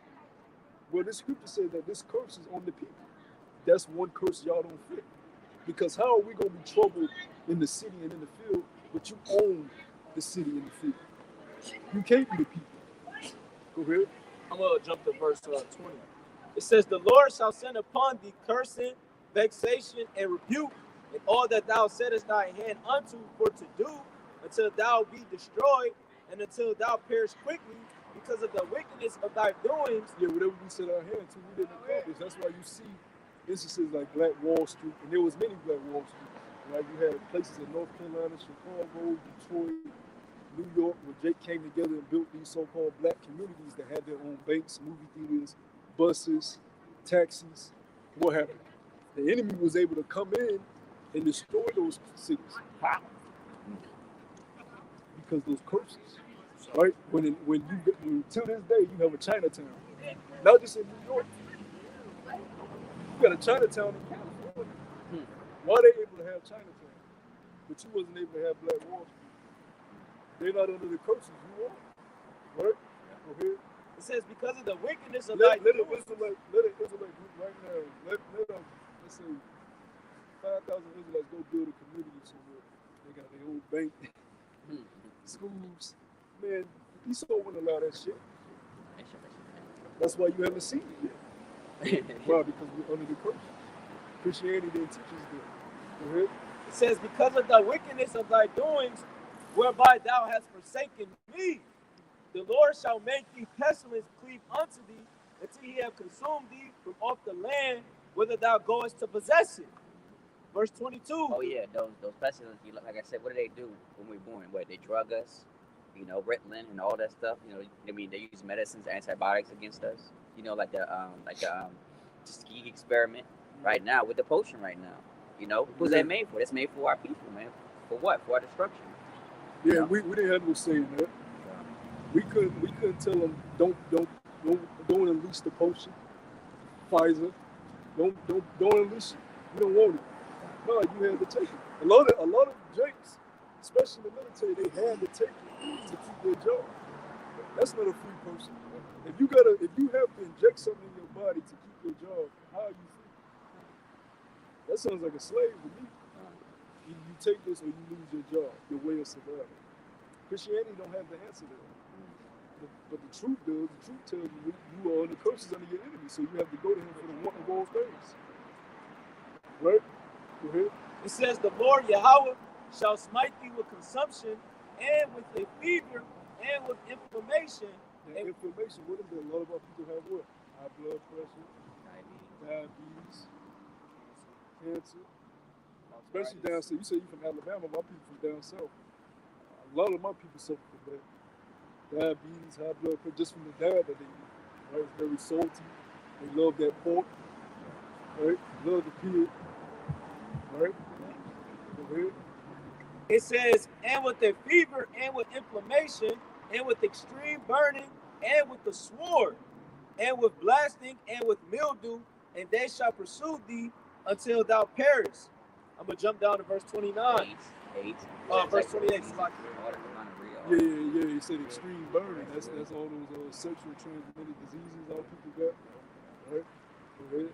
It says, verse 28, the Lord... Which those were created too. Those were man-made diseases. All these diseases are man-made. Just so you know. All right? He unleashed these on people. When the Lord put us in the Garden of Eden, he didn't give us syphilis and gonorrhea. So-called white man did that. AIDS wasn't in the Garden of Eden. Go ahead. It says, and thou shalt, verse 28, and the Lord shall smite thee. Magnums wasn't in the Garden. We didn't need magnums. Go ahead. It says, verse 28, and the Lord shall smite thee with madness and blindness and an astonishment of the heart. And thou shalt group at noondays as the blind gropeth in darkness. And thou shalt... Let's talk about all people being confused, all people gravitating to every different religion. You're groping for something you can't find, but you can't find what your help. How do we get out of this situation? Black Panthers, Black Power, Muslim, Christian. Help. You groping in the dark. You seeking, you can't find. Yeah, the Lord got you blinded. You don't know where your help is. I'm African. I'm timid. I'm black. Uncle Ruckus. Can't Can't get down. Yeah, fuck that, I'm on control. Samuel Jackson, what was the name? The Samuel Jackson that played Django, what's his name? Django? No, not you. Oh, it's talking about the movie, but it's about Samuel Jackson. What did he play? What's his name? I can't remember. But he was an Uncle Ruckus type. Yeah, all the time. It says, as the blind gropeth in darkness, and thou shalt not prosper in thy ways, and thou shalt be only oppressed and spoiled evermore, and no man shall save thee. Yeah, the Lord said no man gonna save you, right? Not Martin Luther King, not Malcolm X, not Muhammad Ali, right? Not give me Nat Turner. Nat Turner knew he was an Israelite. He could say something. I'm about to kill these motherfuckers. When the serpent was used. But the scriptures tell us not to take vengeance on ourselves. So even though Nat was in the right spirit, he wasn't in the right spirit. So it led to his death. He was able to take some Edomites with him though, but he found out that wasn't the solution. Right? Right? It says, verse 30, thou shalt betroth a wife, and another man shall lie with her. Thou shalt build an house. You see that all over the place. Different nations of men with all women choosing other nations of men. If you ever leave a country, I'm gonna tell you right now, I've seen it firsthand. It's a whole bunch of old creepy ass Edomites in South America without women. They literally they take their money and they go to where our people are in the Caribbean, and they go deal with our women. You'll see it. She'll be 18, 19. This nigga 60, old Edomite. I asked chick, I was like, what the fuck? She's like, it's normal. It's normal. So they got all women.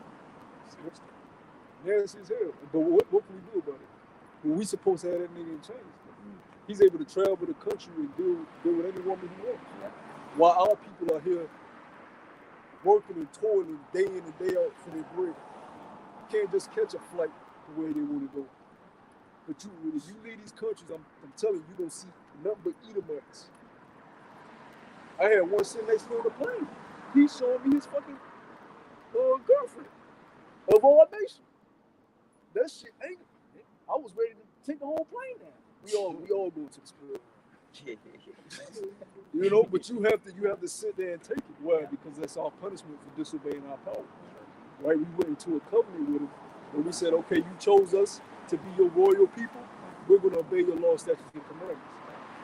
But we didn't do that, so now we're in a period where we're still suffering the last burst of those curses. We're still suffering the latter end of those curses.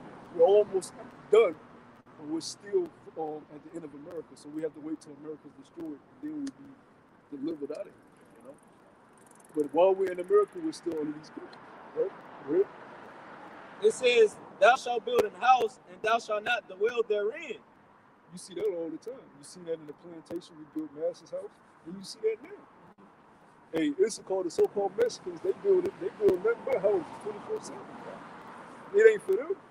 You go check and see where Issachar live. The Mexicans live. They live in the trailer parks, right? They live in apartments, packed too. Be like 10 of them in an apartment. Then they go, they wake up in the morning, clock in, and go build houses for Edomites with money.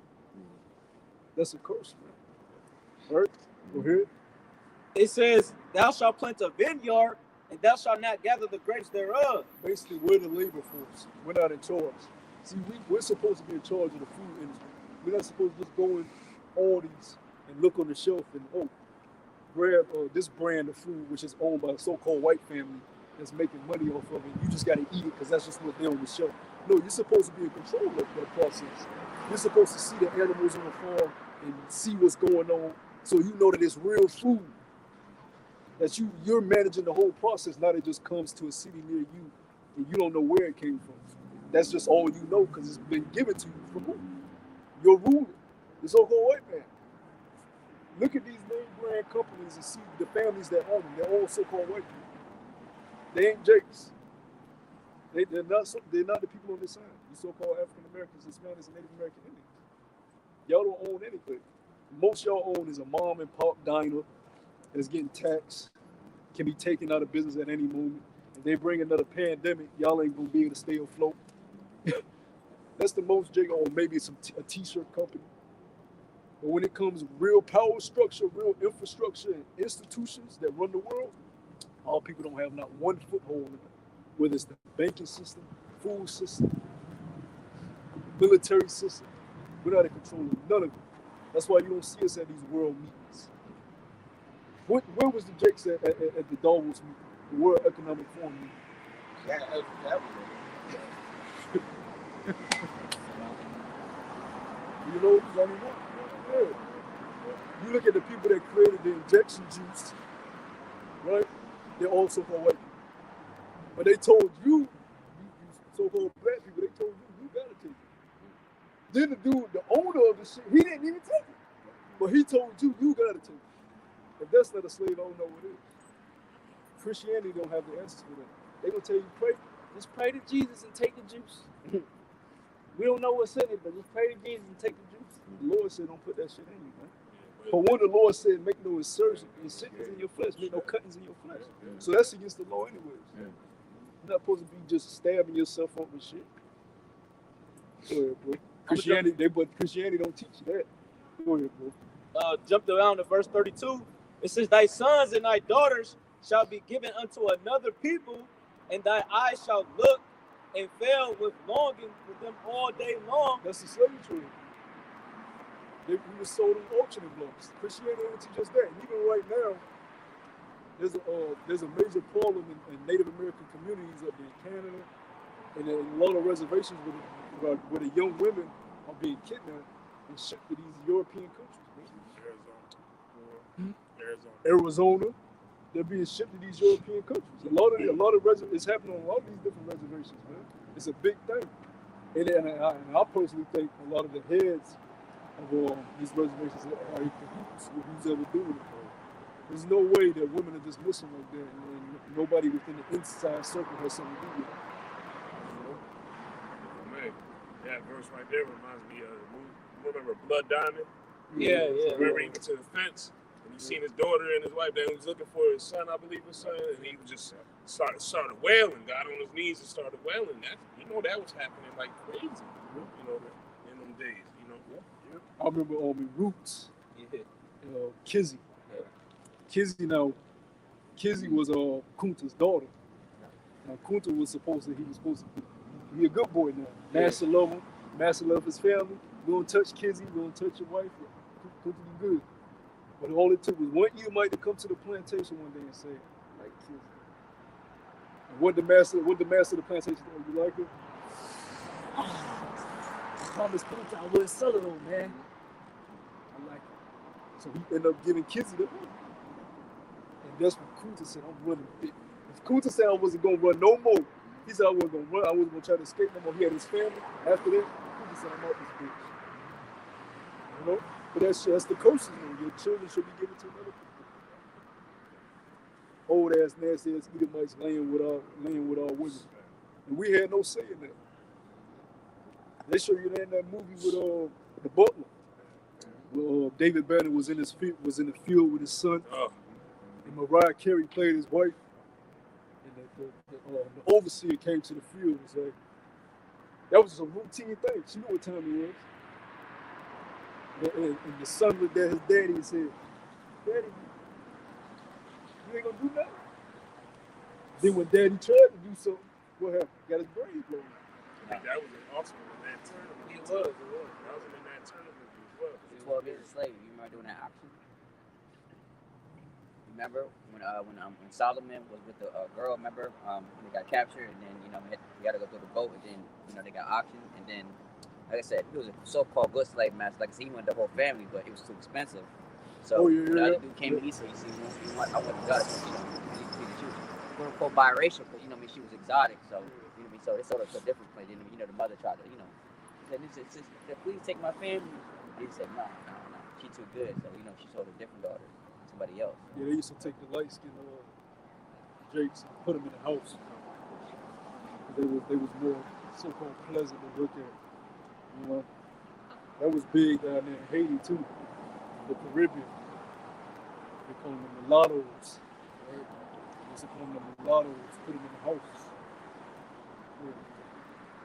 It says, and there shall be no might in thy hand. Jump down to verse 45.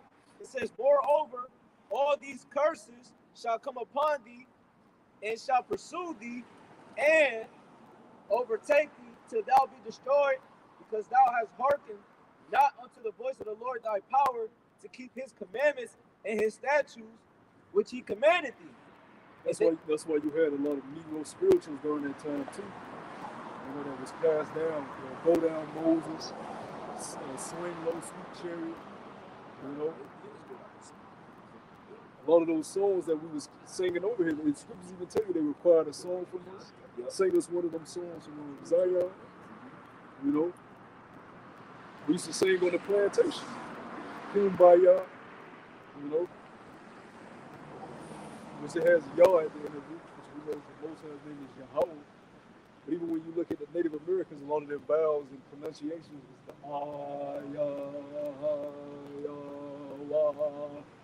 That's the Hebrew, that's the ancient Hebrew.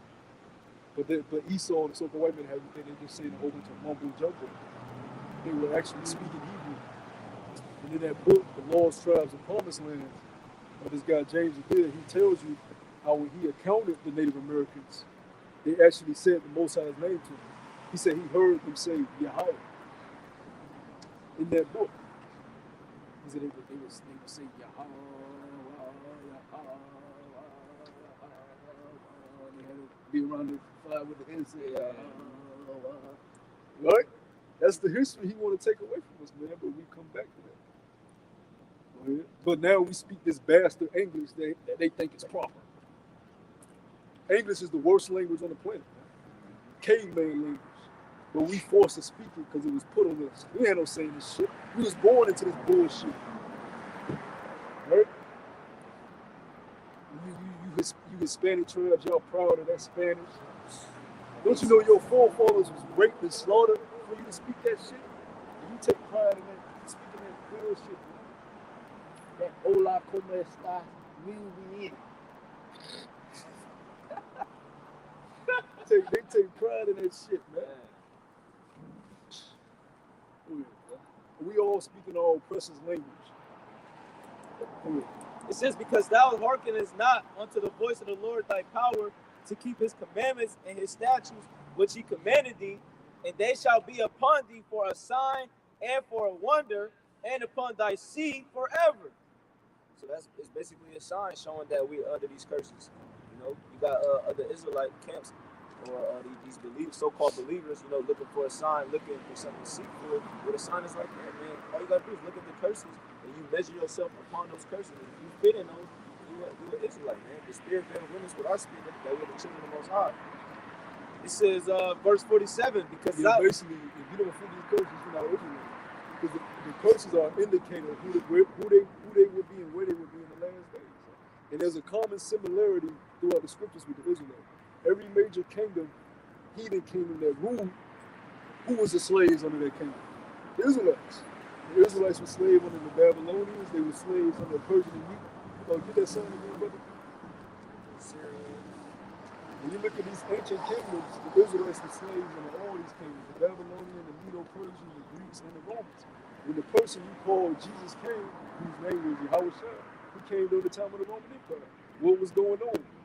The southern kingdom, which was known as Judea, Judah, Benjamin, and Levi, they were being oppressed by the Romans, taxed heavily, beaten, raped, right?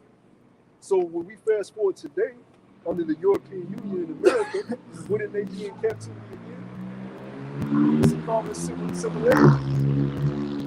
They made all these kingdoms great then, right? The servitude of the Israelites is what made all these kingdoms great. Having them under servitude. Right? Right? It says, because thou servest not the Lord thy power with joyfulness and with the gladness of heart, for the abundance of all things, therefore thou shalt serve thine enemies, which the Lord shall send against thee in hunger and in thirst and in nakedness. And in want of all things, he shall put a yoke of iron upon thy neck. Yeah, start right there. Brother Google yoke of iron. Right? And it said we should go to the water him for all things, your enemy. We got to go to him for loans. Right? We got to go to him and get a house, apartment. Right? You want a car, you got to go to his dealerships. All right? You got to drive his brand cars that he made. We don't control nothing. And that's the question, right? So he's going to put a yoke of iron upon our neck. That's what you see. That's plain as day. They don't get more plain than that. Who had a yoke and iron put upon their neck? So-called Negroes. Native Americans. Yeah, he's Okay. I'm an anthropologist, man. Study human culture. Yeah, so you know who that fits. It says It damn sure don't fit those Israelis. But it will soon, though. Y'all gonna know what it feel like. You get a yoke of iron upon your neck. I'm gonna do the motherfucking, like, what's that movie with Leonardo DiCaprio? Where he had his brother, one of them had the mask on. You can come to my plant and one of them gonna have that big ass metal shit on this shit. Iron Man. Yeah. It says, and shall put a yoke of iron upon thy neck until he hath destroyed thee. The Lord shall bring a nation against thee from far. Here comes the indicator. Go ahead. From the end of the earth, as swift as an eagle. The Lord said he's going to bring a nation against us as swift as the eagle. What nation of people use the eagle as their emblem? So-called white people. Right? They did it as the Greeks. They did it as the Romans. And they came, see, when they was the Romans, they used to march in the war with the eagle. Right? And the Greeks, they used to have it with the eagle. Now you come to America, they had that, they prideful with the eagles. American flag. The eagle has landed. That time it can kill an eagle. Got it on the back of the coin. Look at us, eagle. Even when you look at the ancient Roman coins, it's the same as the American coins. And the Greeks coins. See, they try to escape who they were. But see, the truth bring it up. Y'all motherfuckers ain't white. Y'all Edomites. The eagles have landed. The eagles have landed. And that's why Obadiah, let's get Obadiah, man. That's why Obadiah called their ass up. Hey, whoever that brother is, Obadiah, I can't wait to meet him. But he went down in that book. That brother got down, bro. He got down in the spirit, man. Obadiah? All he needed was one book. Yeah. All he needed was one chapter. Let me get straight to the Yeah, point. we're going to touch on that. Either start from verse 1. Stop at verse 1, jump in. No, this is Obadiah 1, and it says, the vision of Obadiah, thus saith the Lord power concerning Edom. We have heard a rumor from the Lord, an ambassador is sent among the heathens. Arise ye, and let us rise up against her in battle. I'm going to jump down, and start at 3. And it says, the pride of thine heart hath deceived thee, thou that dwellest in the clefts of the rocks. Thou that dwellest in the clefts of the rocks. Why? Because they used to dwell in the mountains and caves. Right? Before the Renaissance period, they were pushed up in the mountains while the Moors were ruling Europe. Right? Now, even today, they like to live high up, skyscrapers. Right? They love these tall buildings. You got an apartment on the 100th floor. Why? That's why when 9/11, Long way down. yeah, that's why when 9/11 happened, niggas was trapped. Oh shit! Yeah, nigga, you built this tall ass building, you can't get down there. Now you in the elevator trying to fucking this shit. You through. Cause y'all like that high up feeling, that mountain feeling. That's why they go mountain climbing. Yeah, they love mountain climbing. Motherfucker on a mountain.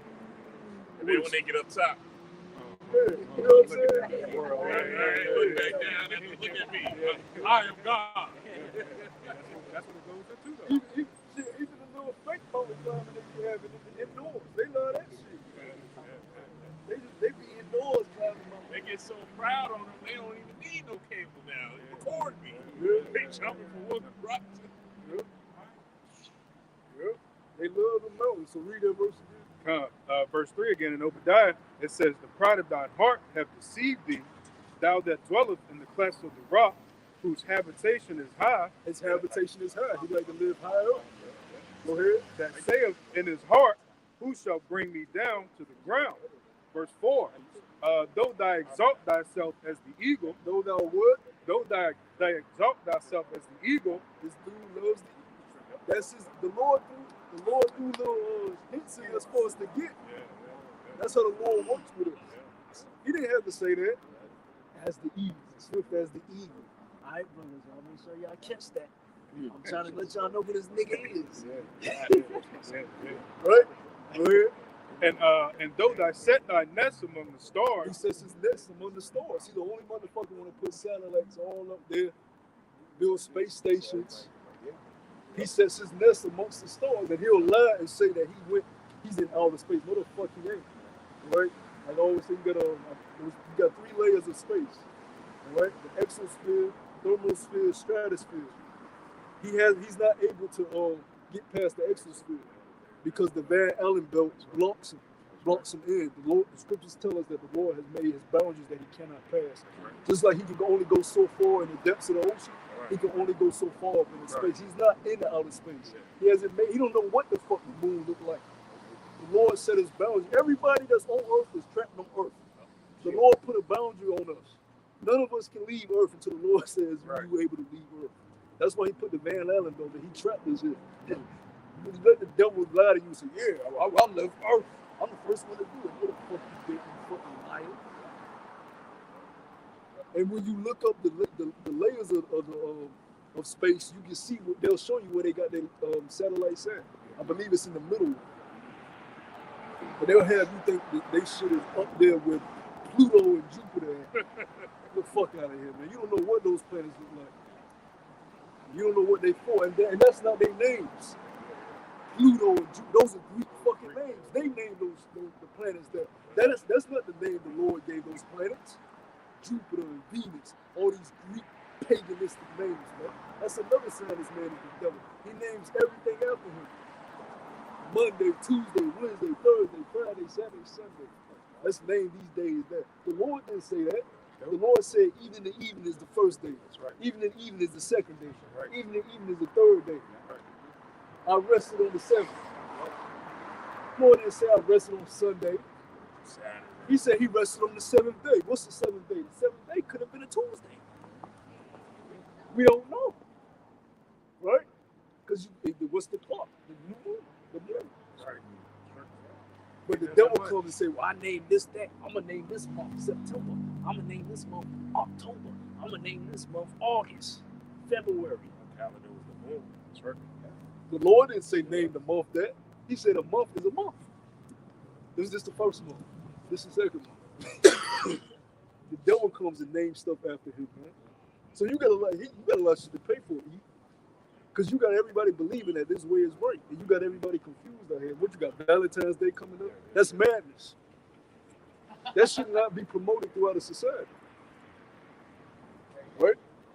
But he'll have you think, no, it's good. It's good to simp for a woman. But you don't even know what the first thing it is to be a man. You ain't got time to simp for a woman when you got not even serving your power, man. Buying a woman chocolates. How many times these men that's buying these women chocolates got on their knees to the Lord? How many days out of the week do they get on their knees for the Lord and ask for repentance and mercy? But you buying some woman and then slept with 50 different men some damn chocolates. And 2 other men giving her chocolates too. Get something on work. Oh no, they just gave that at the job. Nah, your work husband gave you that shit. You got to pay for the balloon. Fuck out of here, man. If a woman ain't coming correct, she don't come at all. We at the point now we don't take these women seriously. And the elders always tell bros that don't take these women seriously. They children. Go ahead, bro. It says, and though thou set thy nest among the stars, then will I bring thee down, saith Yahweh. We can't do that. No, keep going. Count. Verse 5, it said, if thieves came to thee, if robbers by night, how art thou cut off? And that's the question, man. Ultimately, Yahweh by Shemal Shaz gonna cut this man off, that physician, that's spoken about, that cut off a long disease. That's why he said he's gonna come like a thief in the night. He gonna come when you ain't expecting to eat. Since you think can't nobody bring you down. Go ahead. It says, would they not have... He gonna remove that barrier. He gonna remove that barrier from the earth. You gonna see them chairs coming through. Right? It's gonna get ugly. It's gonna get ugly. They're gonna be knocking your satellites out of this shit. You couldn't wait to get this shit out the way. You see that on Independence Day. Yep. It says, would not they have stolen till they had enough? If grape gatherers came to thee. Not to mention Leviathan, we forget about Leviathan. Leviathan is sitting in the depths of the ocean waiting for the Lord to give the go ahead. Chilling. Because Leviathan can't move until Yahweh says, okay, come on. Right? He at the very bottom of the oceans. Not just one Leviathan. It's many Leviathans. The Lord said when he created certain creatures, he created innumerable ones. So them Leviathans, they sleep at the bottom. They literally at the bottom of the ocean floor. With the deepest pressure that nobody can get to. And that's nobody has ever been able to get nowhere near to the depths of Leviathan. He in the darkness of the dark. Right? But that's the Lord. And the scripture say that's this creature that the Lord boasts in. He's like, who can pierce his skin? Who can put a hook and catch the body? The Lord loves the Leviathan, man. Go ahead. Verse 6, it says, how are the things of Esau searched out? How is his hidden things sought up? All the men of thy confederacy have brought thee even to the border. And that's what we're seeing now. He's being exposed. His own people exposed. Alex Jones. Mm-hmm. Let's break this down. Let's get into his own people calling him out because it's at the time of his exposure. Yeah. How they do Alex Jones? How much money he owe? Them nigga in court. Man, he got paid like what, 60-something million or some shit. After that court day, he came in mad as hell on the show. He said, "Just blow us all. Get over with. Just push the nukes." I bet you want the nukes. You gotta pay $1 million. You know? I didn't even know he was that full up. He not. He ain't. He ain't. He goes. They made it so that he can't come. Yeah, that nigga got the. That's why he doing a show every day now. He got a new show. He got some news to bring up. Yeah. Put them ads up there. Put them ads on that video. I thought it was freedom of speech. All you did was say shit. Now you got to pay. But I mean, they use guys like him, Andrew Tate, to bring in further policies to come against what they call extremism. Because really they want to get us, you know. So they're using these guys to make policies on it. See how they anti-Semitic, they this, that, and the third. Go ahead, bro. It says, the men that were at peace with thee have deceived thee and prevailed against thee. They that eat thy bread have laid a wound under thee. And that's in some of these other nations, right? That's coming to these world meetings, shaking his hand, but really they behind closed doors. They like, we gotta take this so-called white man out of power. These goops, these East Indians, they're like, yo, we gotta take this guy out of power some way, somehow, right? And that's why ultimately in World War III, those nukes are gonna be shot because these other nations are vying for world power, and they'll be damned if they move to the digital currency system and still under servitude under the petrodollar. They ain't going for it. They're not gonna move to a new system and still be under America's dominance. So that's what's gonna lead to war. And then the other nations go say, fuck it. You ain't about to have this one too. We gotta go, we'll go. Boom. Right? That's the times we're coming into. But see, the Lord has it to where he's gonna be able to reserve certain areas on the earth and deliver his saints. Right? By what we know as UFOs, what they call UFOs, which are the chairs which have been here for centuries. People have seen them for centuries, man. You know?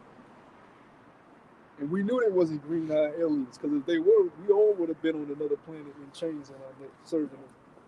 They're the angels, man, surveying creation, monitoring creation. Like the scriptures tell us, they go to and fro throughout the earth. Right? Monitoring and dictating things. Go ahead.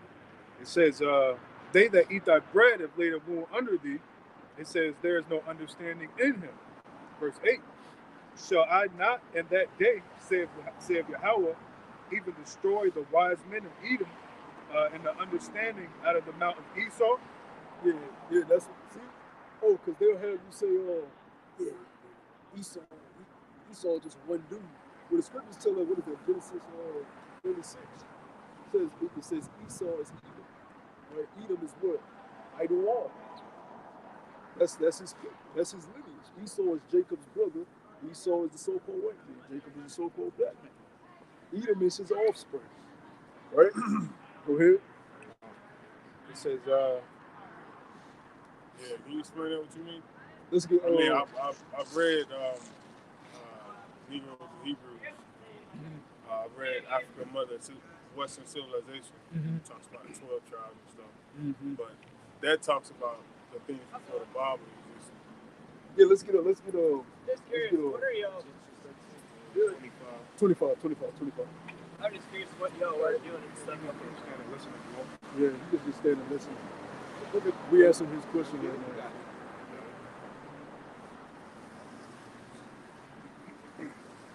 This is And get on with Rebecca inquiring. You know, you get Romans. Yeah, let's be some Yeah, Romans 9. it's a lot. Romans 9. Let's be some this is Genesis 25 and let's start at. And after you read that local, we'll get to where it starts speaking about Esau being a Enjoy your weekend, guys. We got no patience. Enjoy your weekend. This is Local Genesis. white man wants you to answer him right when he wants you to answer. immediately. Right? Nah, this is Genesis 25 and 21. It says that and Isaac entreated of the Lord for his wife because she was barren. And the Lord She wasn't able to have kids at that moment in time. Go ahead. And the Lord Yahweh was entreated of him, and Rebekah his wife conceived. And the children struggled together within her, and she said, if it be Yeah, so, her too. Both her children in her stomach were struggling together, meaning they were fighting, they were tussling. Why would the Lord put that there? Let us know that when these children come out, they're always going to be struggling and tussling. All right? That's why he let us know they were fighting in the womb. Go ahead. And the Lord Yahweh said unto her, 22, and the children struggled together within her, and she said, if it be so, why am I thus? And she went to inquire of Yahweh, and the Lord Yahweh said unto her, 2 nations are in thy womb, The Lord said 2 nations, both your sons that come out are going to be 2 separate nations. That's where they're fighting one another. One son is going to birth one nation, the other son is going to birth a whole different nation. The Lord can do it like that. He's the Most High. He's the creator of the spirits. It's easy for him to make one of the sons a different nation. That's life. If you don't believe in that, you just don't have faith. That's what the scriptures just said. Go ahead. And 2 manner of people shall be separated from thy vows. It said 2 manner. When you go into that word manner, it means they're different from the things that they like. They like their food different. They like their music different. They like the way they clothes different. 2 manner of different people. Everything they do is different. They don't like it. They don't gel together. Right? They're meant to be separate. Right? That's what it's going to say. Go ahead. And the one people shall be stronger than the other people. One brother, his people, his nation, they're going to be able to dominate everything that we do, whether it be physically or mentally. That's why when you look at our people, though we are the labor force, we're the strongest, smartest people to ever embrace this planet. Right? That's why they use us as the entertainers. We're the best musicians. We created every genre of music, whether it's rock and roll, whether it's jazz, any genre of music we created, right? You look at sports, we dominate every major sports that we go into, right? Even hockey. You got Jakes in hockey that they don't want to put on the forefront. That's how they're kicking ass, right? Inventions. We created every major invention that runs society, right? One people shall be stronger than the other. Go ahead. And the elder shall serve the younger. The elder shall serve the younger. Now, that's another key point. The Lord said, whichever son comes out first, his nation is going to serve the younger brother's nation, right, in the future. The elder should serve the younger. Everything that's being said in this verse, every little thing from the struggling to every little detail, it matters in the present day. That's why you have to hit every point. Go ahead. Yeah, verse 24. And when her days to be delivered were fulfilled, behold, there were twins in her womb, and the first came out red, all over like a hairy garment. The elder, the one that's going to serve the youngest brother, right? He came out red, right? Who's the red people on the earth? They call themselves rednecks. When you see a so-called white baby born, when he come out the womb, he red as hell. Right, because all the blood he just came out of his mama, body. So the blood is all rushing through his body. You see, he's a red baby. It's all images of Edomite babies on the internet, red. Right? They get sunburned, they turn red. They get nervous, they get rosy cheeks, red. They're the only red people on the earth. They're not white. They're not white, so they're the only people that can be Esau. Read that verse again. Verse 20. Because every other nation has what? Melanin. Whether they're the East Indians, right? Whether they're the Ishmaelites, the so-called Muslims, the Arabs, even the Gooks have form of melanin, right? They're the only people on the earth that lack melanin. That's why the blood shows forth out of their skin and makes them red people. So they're the only people that can be Esau.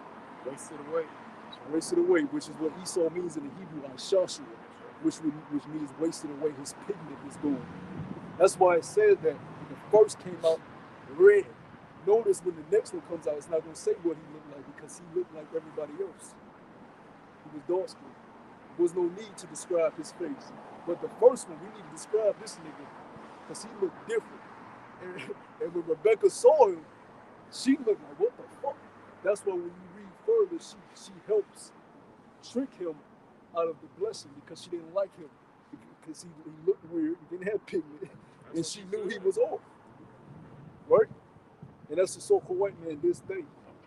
Go ahead. Verse 25. The Lord set it up that way. And to this day, we're struggling just like we were struggling in the womb. How long has we been fighting the so-called white man? Forever. It goes back to the womb. We don't mesh together. Right? Go ahead. Verse 25. And the first came out red all over, like a hairy garment. They hairy as hell too. Right? Even though that's talking about when you go into the dyeing of the lamb's garment, right, dipping it in the blood, they also are hairy people. Right?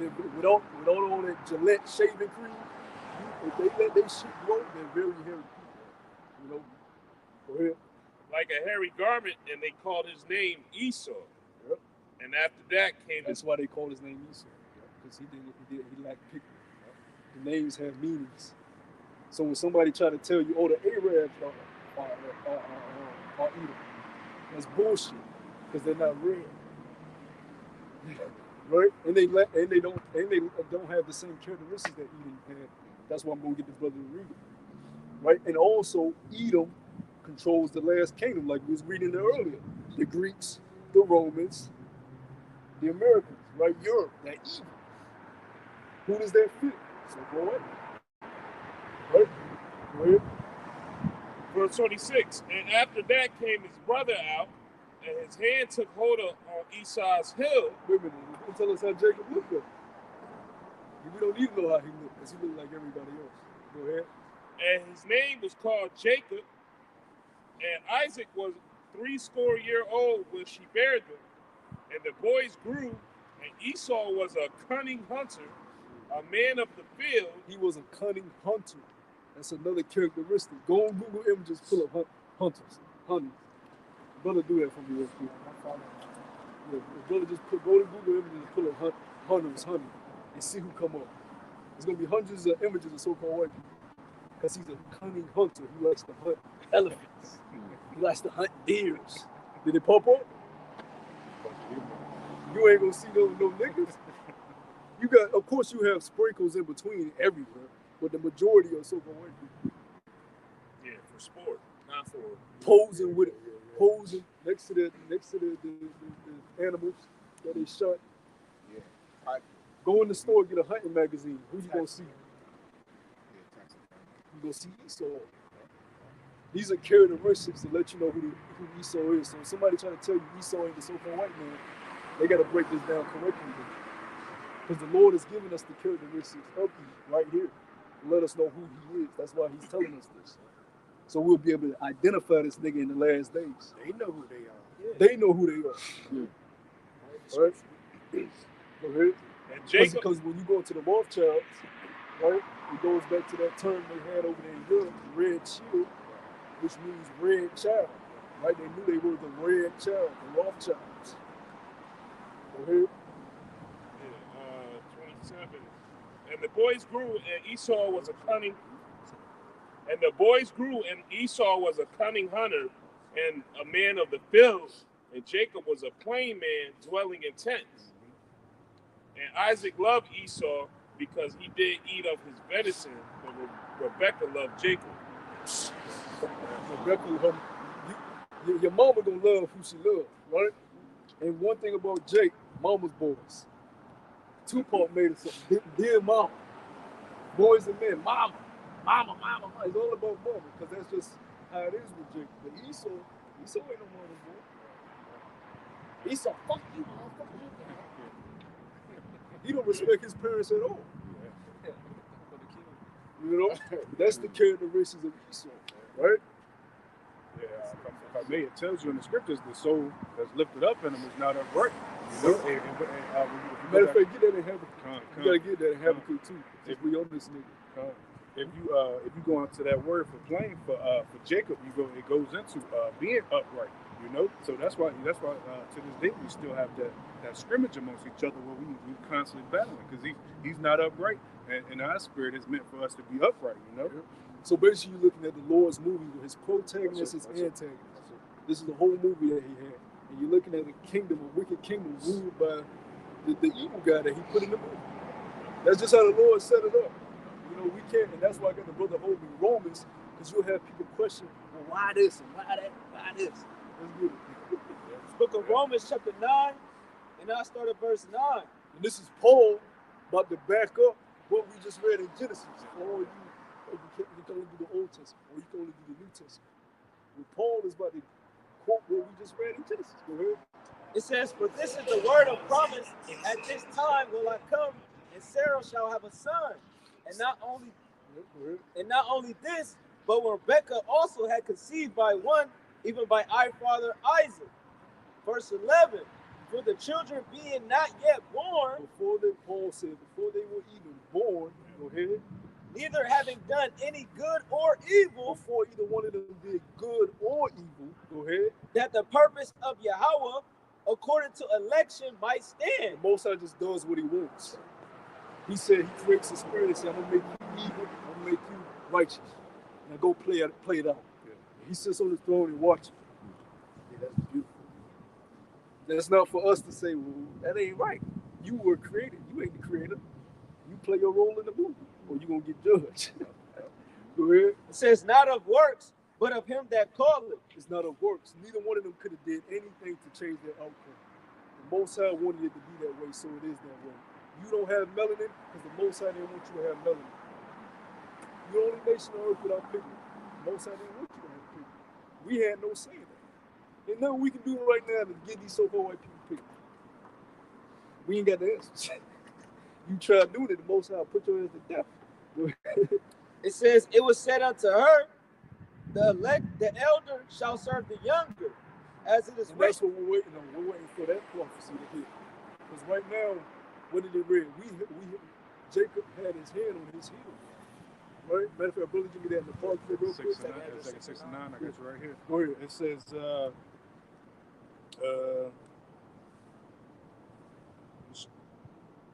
Yeah, it's 6.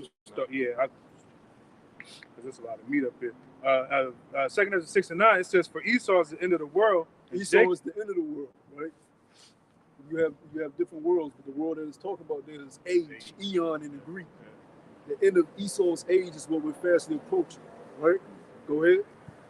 It says, for Esau is the end of the world, but Jacob is the beginning that followeth. Right, Jacob is next, the 12 tribes of Israel, the kingdom of heaven. After Esau, his brother's done ruling. Once his brother Esau is taken down, then Jacob's kingdom is going to come. Go ahead. It says, verse 10, the hand of man is betwixt the hill and the hand. Other questions Ezra asked you not, because as Ezra, he was acquiring, when the kingdom was going to be established, so the Lord was showing him, hey, look, Esau's going to be the head, so when that, it was showing that, because when he read it in Genesis, when Jacob held the hill to Esau, that's Jacob pulling down that power structure of Esau, through Yahweh Shah. Which is what you're seeing there with the prophets on the highways and byways, the Israelites rising up to their nationality in the last days, as it was spoken to happen in the book of Ezekiel. The Lord told us in the last days of Esau's kingdom, we would come back to our nationality of being Israelites. That's the major sign that this man is out of here. Because go back 30, 40, 50 years ago, we know who the fuck we were. Right? When Martin Luther came in with marching, they didn't know what the fuck with it.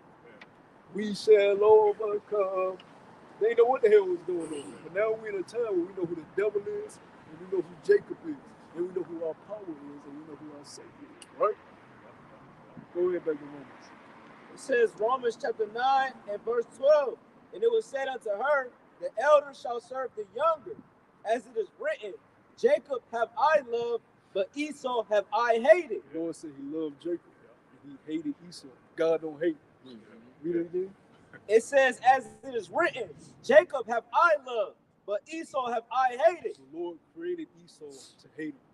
That's right. Now, are you able to understand that and accept it? That's on you. Because we just read the scripture. So for anybody that could, God don't hate, God don't hate, God don't hate, God don't hate, and they run up the street, well, that's on you. You don't accept it. But the scripture is the scripture. Right? We just say the word Yahweh said it with Jacob. Every day I wake up, I could be mad at the world all I want, but I could be happy as hell that I'm Jacob. I ain't no damn Edomite.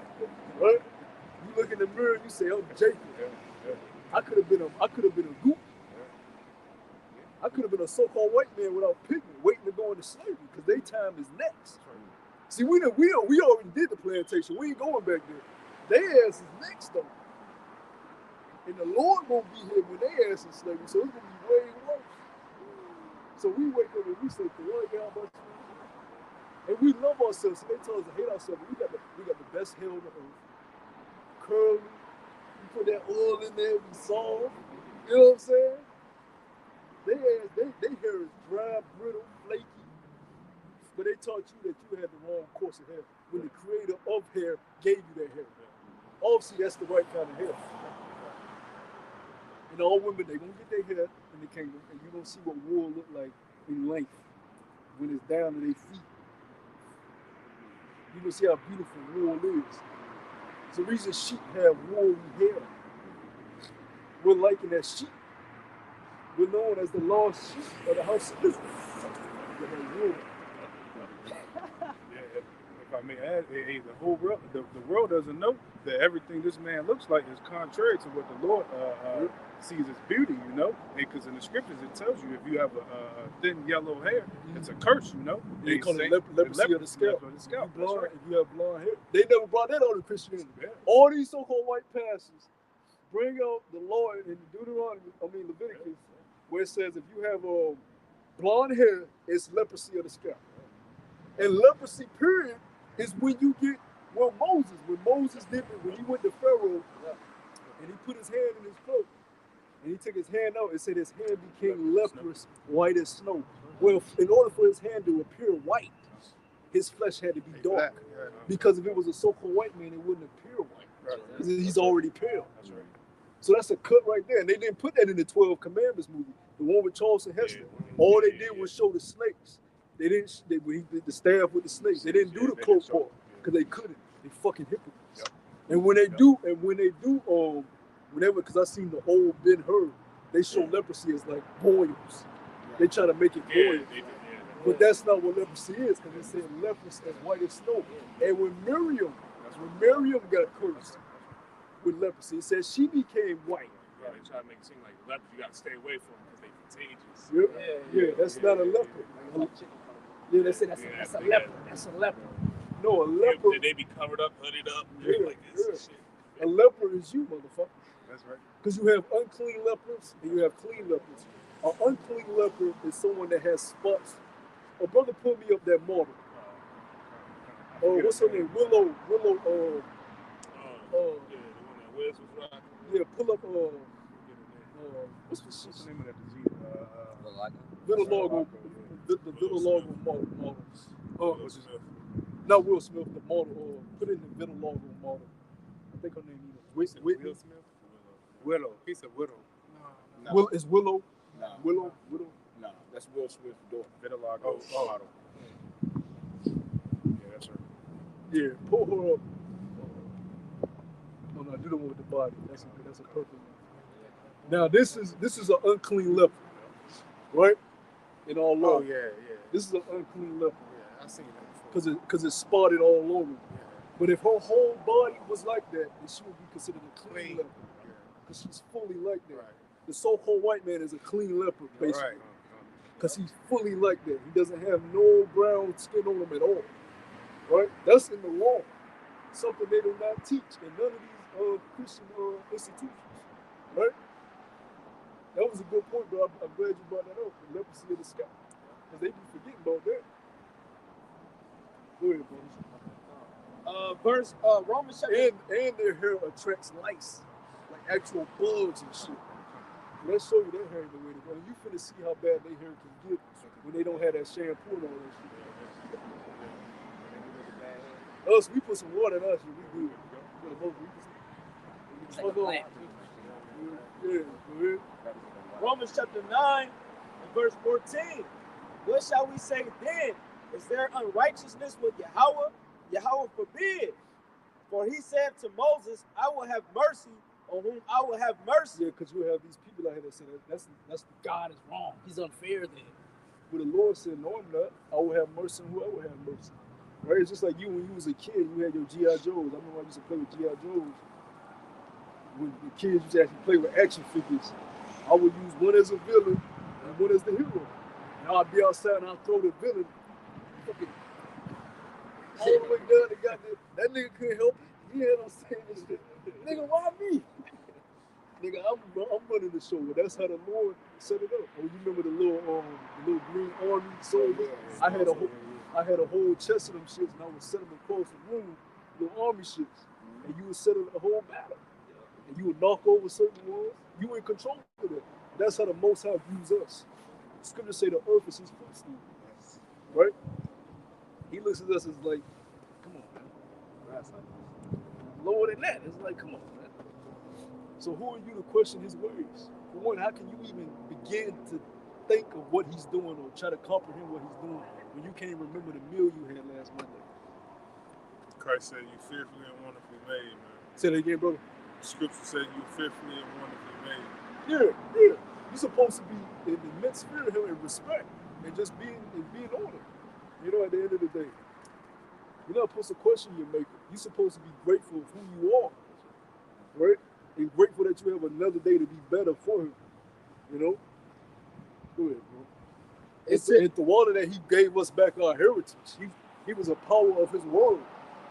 He didn't leave us destitute out here thinking that we was black, a Crayola color, right? He gave us back our nationality like he said he did. That's a just power. That's a power you want to serve to the death, because he didn't leave you hanging. So what the so-called white man ruling right now in the flesh? This is temporal. You know how many kingdoms ruled before and not here right now? You look at the Ethiopians, the Sudanese. They were the ancient Egyptians, royalty at one point, decked out in gold, jewels, makeup, looked totally different. You see what the Lord did to them? You wouldn't even be able to tell they had a whole empire, man. The scriptures tell us in Psalm chapter 75, the Lord set up one nation and he bringeth down another. When it's time for one nation to rule, he puts down the others. You won't even be able to tell that they were empires. Right? The Iranians, they want to get back to being the Persians. That ain't never coming back. You had your time. The Lord put you down, he set you up when it's your time. Right now, we look right. You wait till the Lord glorify us and give us our kingdom and see what we look like. The same way he made cave beasts, he put these cave beasts in these suits and these ties. Watch what he do to his children. That's why he gonna make us immortals. He gonna change us into gods, because that's the inheritance for his sons. He saved that for the children of Jacob. He's not gonna give that to no other nation on the earth. Only to Jacob gets immortality. So they look at us now as if we're nothing, but that's cool. That's all right. We ain't supposed to be looked at as something good. It's not our kingdom. Most importantly, it's not our Lord's kingdom. He's waiting to come back and get his kingdom, but he has to wait for the Father's go ahead. Right? Okay, now we're going to take down Eve. Go ahead, Yahushua. Lead the platoon of chariots and go get them. And Yahushua is not going to play in that day at all. The scriptures tell you how he's coming back. Garment drenched in blood. First one, he going to be in front of all us with his sword, man. Conquering and devouring. Go ahead, bro. It says Romans chapter 9 and verse King 11. David too. King David coming back. Right? Reincarnation. Spirits don't die. You just get put in another vessel. Spirits, they don't die. It goes back to the Creator till he's ready to put you in a new vessel, right? That's why you experience things like deja vu. You know, I did something like this before. I may not have been in this exact place, but something like this I've done before. I just feel it. Because we've all been here numerous times before. Right? That's why the Lord tells you death is really not a thing. You really just sleep. When a person's flesh dies, the body becomes cold. It's because the spirit that kept it warm is gone. Right? But the spirit will come right back down in a new vessel whenever the Lord wants it to. That's why he said, don't be marveling at death as if it's something so big. Anybody that you lost on this side, you're going to see them again and again. And the best part about it is they're going to be righteous and you're going to be righteous. They're going to be in their right mind and you're going to be in your right mind. Right? You want to stay here in the flesh and be corrupted by the devil. Deal with bills.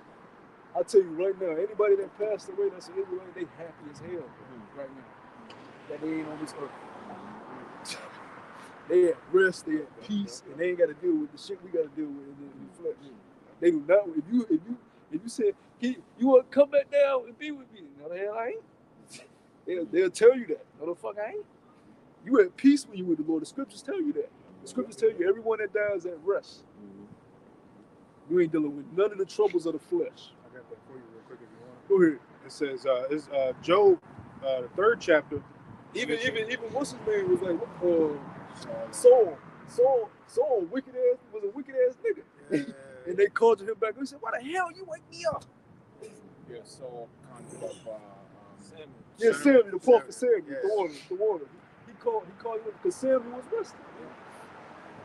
He was done with the flesh. He said, I did my time, I did my work. That's the spirit is at peace. That's something you don't have in the flesh, right? Go ahead, bro. I'm gonna just get straight to the Even point. Paul, when Paul was called up, he didn't want to get put down back there. Paul wanted to stay up there. He said, man, what I see, so I want to come back down here with y'all at. You know? Yeah. That's why I say, if you ain't doing the will of Yahweh, if you ain't doing the will of the Lord, your life is vain.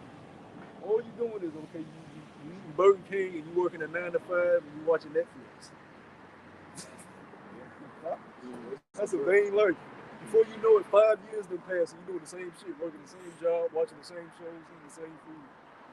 Come on, man. You ain't building nothing, you ain't leaving no legacy. Most importantly, you ain't serving your power.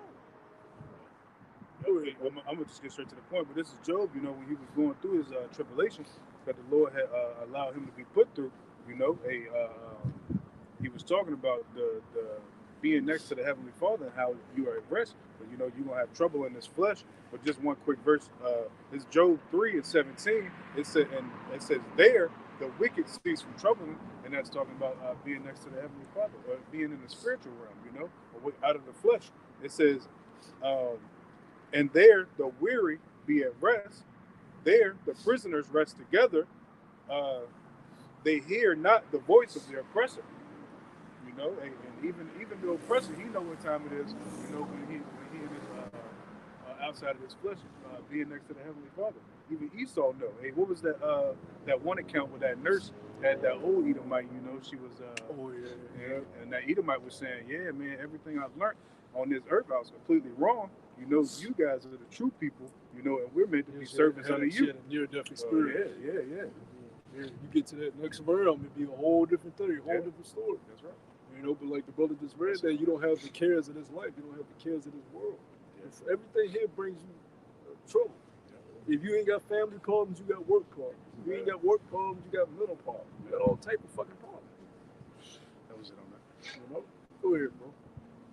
It's Romans chapter 9 and verse 4. It's like basically when a person dies, you know how when you sleep, you get that good sleep. I mean, like that real good sleep. You got that rock in the mountain top. You got that slide on you out. You soaked in the pillow around your ear. That's basically what death is. You in that deep sleep that's just sound knocked out. That's why the Lord said when he woke the little girl up, he said, she sleep. Get up. Mm-hmm. She poked up. He put the spirit back in. That's what death is. But the only thing people don't like about death is the painful part of the flesh. Right? Romans 9 and verse 14. It says, what shall we say then? Is there unrighteousness with Yahweh? Yahweh forbid. For he said to Moses, I will have mercy on whom I will have mercy, and I will have compassion on whom I will have compassion. So then it is not of him that willeth, nor of him that runneth, but of Yahweh that showeth mercy. That's why we even tell brothers that do this, even though we're out here doing this, that don't mean the Lord has to choose us. That's why we're supposed to wake up with fear every day, right? Because the Lord don't have to choose. Don't have to choose me. Don't have to choose you. Just because, well, Lord, I serve you. I don't. He can say, well, I don't want you. And I will have to accept that, because I'm not the creator. I'm the creation. You know? It's going to be men in that day. The scriptures tell us it's going to be men in that day. Not I prophesy in your name. And he's going to say, get away from me. I never knew. So you're supposed to be waking with fear when you wake up. Lord, please help me, show me your way. You know what I'm saying? You don't just come out here and be prideful. Yeah, I teach the Bible. Yeah, I'm the man. Look at me. Yeah. Who gonna tell me something? Yeah, I'm telling you. Then your ass get a meat right along with a fucking faggot. You get the same instruction as a homosexual. That's what's gonna happen to a lot of these prideful jakes, man. Because it ain't about you, right? It's about the body being built. It's about the glorification of Yahweh Shemashah. It ain't about you. You've been given this gift to help your brothers and sisters come back to their heritage. Man. You've been given this gift to glorify yourself. The fuck? Quickly as it's been given, it can be taken away. You've been given understanding to teach the brothers and sisters that are willing to hear. But you got certain guys that take it and went, yeah, I'm about to build my organization. Look at me. I'm high priest, chief. Look at my t-shirt. It ain't about you, man. Go ahead, bro. It says, verse 17, for the scripture said unto Pharaoh, even for this same purpose have I raised thee up, that I show my power in thee, and that my name might be declared throughout all the earth. Therefore have he made mercy on What did he just say? My power should be shown in you, so his name can be declared. That's what it's about. It ain't about us.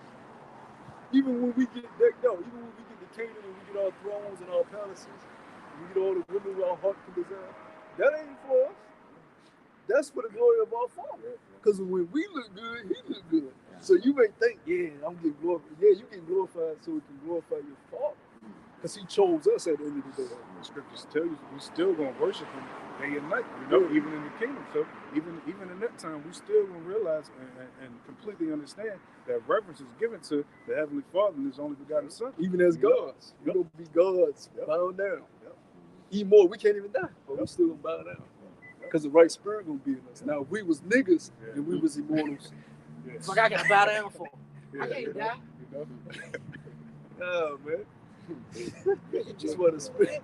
Yeah, that's why the spirit got to be renewed. That's right. Can you imagine we had a whole bunch of niggas that was immortals? Shoot me. Lap dancing. Bro, it'd be a mess. Go ahead, bro. You better wrap it up soon.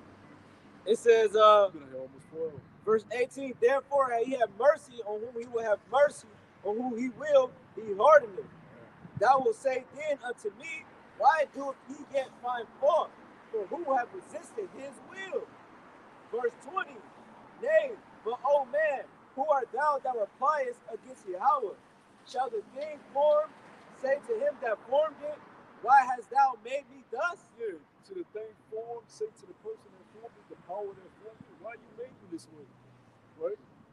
Even people that have handicaps, deformities, the Lord made you that way for whatever reason. Maybe you did something in your past life.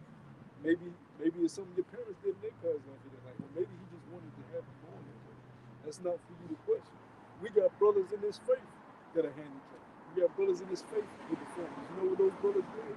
Accepted their lot, and they serving their power. They're not making excuses. They're not trying to curse their Lord. But you have these wicked ass people out here in the world saying, God did this to me, so I don't like God. Well, that's on you. But we all gonna have to meet our maker. And I want you to say the same thing you're saying to me, to him. And you ain't gonna be able to see it. Because it'll be funny, you get up there, he starts showing you all your past incarnations. When you was able-bodied, when you was a complete nigga. They said, well, I had you born handicapped in this life, but look at all these lives I gave you when you wasn't handicapped. Look at all this shit you had. Then you be up there with the bug eye like, you know? That's why you don't question what your Lord does. You just accept it. All you can do is accept it at the end of the day. You can't change shit. All you can do is rebel, and rebellion leads to death. Right? Now everybody's gonna die except for the few elect men that's not gonna die, because you do have men right now on this earth that are not gonna taste death. The scriptures tell us that, right? But majority of people die, right? But that's okay. The Lord got you at the end of the day, right? You have a righteous death and you have a wicked death. What you want to partake in is a righteous death if you have to die, right? Because when you have a righteous death, you have gain on the other side. That's why when the elect that do have to die, what happens to them? Right? They coming right back with the Lord in the chariots. When the wicked die, what's going to happen? They got to stay up there in the spirit realm while the kingdom is being built. Thousand years may go by and you still ain't been back on earth yet, because you was a wicked nigga over here in the earth. So you have Jason say, well, I'm an Israelite, I'm gonna be in the kingdom anyways. You know how long the Lord will keep you in the spirit realm. You may be a brother's great grandchild in the kingdom. You done missed all type of shit. I want to be part of the first fruits. I want to come down out the chariot and go to Europe, go to India, and get these people in chains and gather these people up and watch them take up all this concrete and take these buildings down. right? I want to watch them laying them gold bricks in the kingdom. I want to watch them do the work.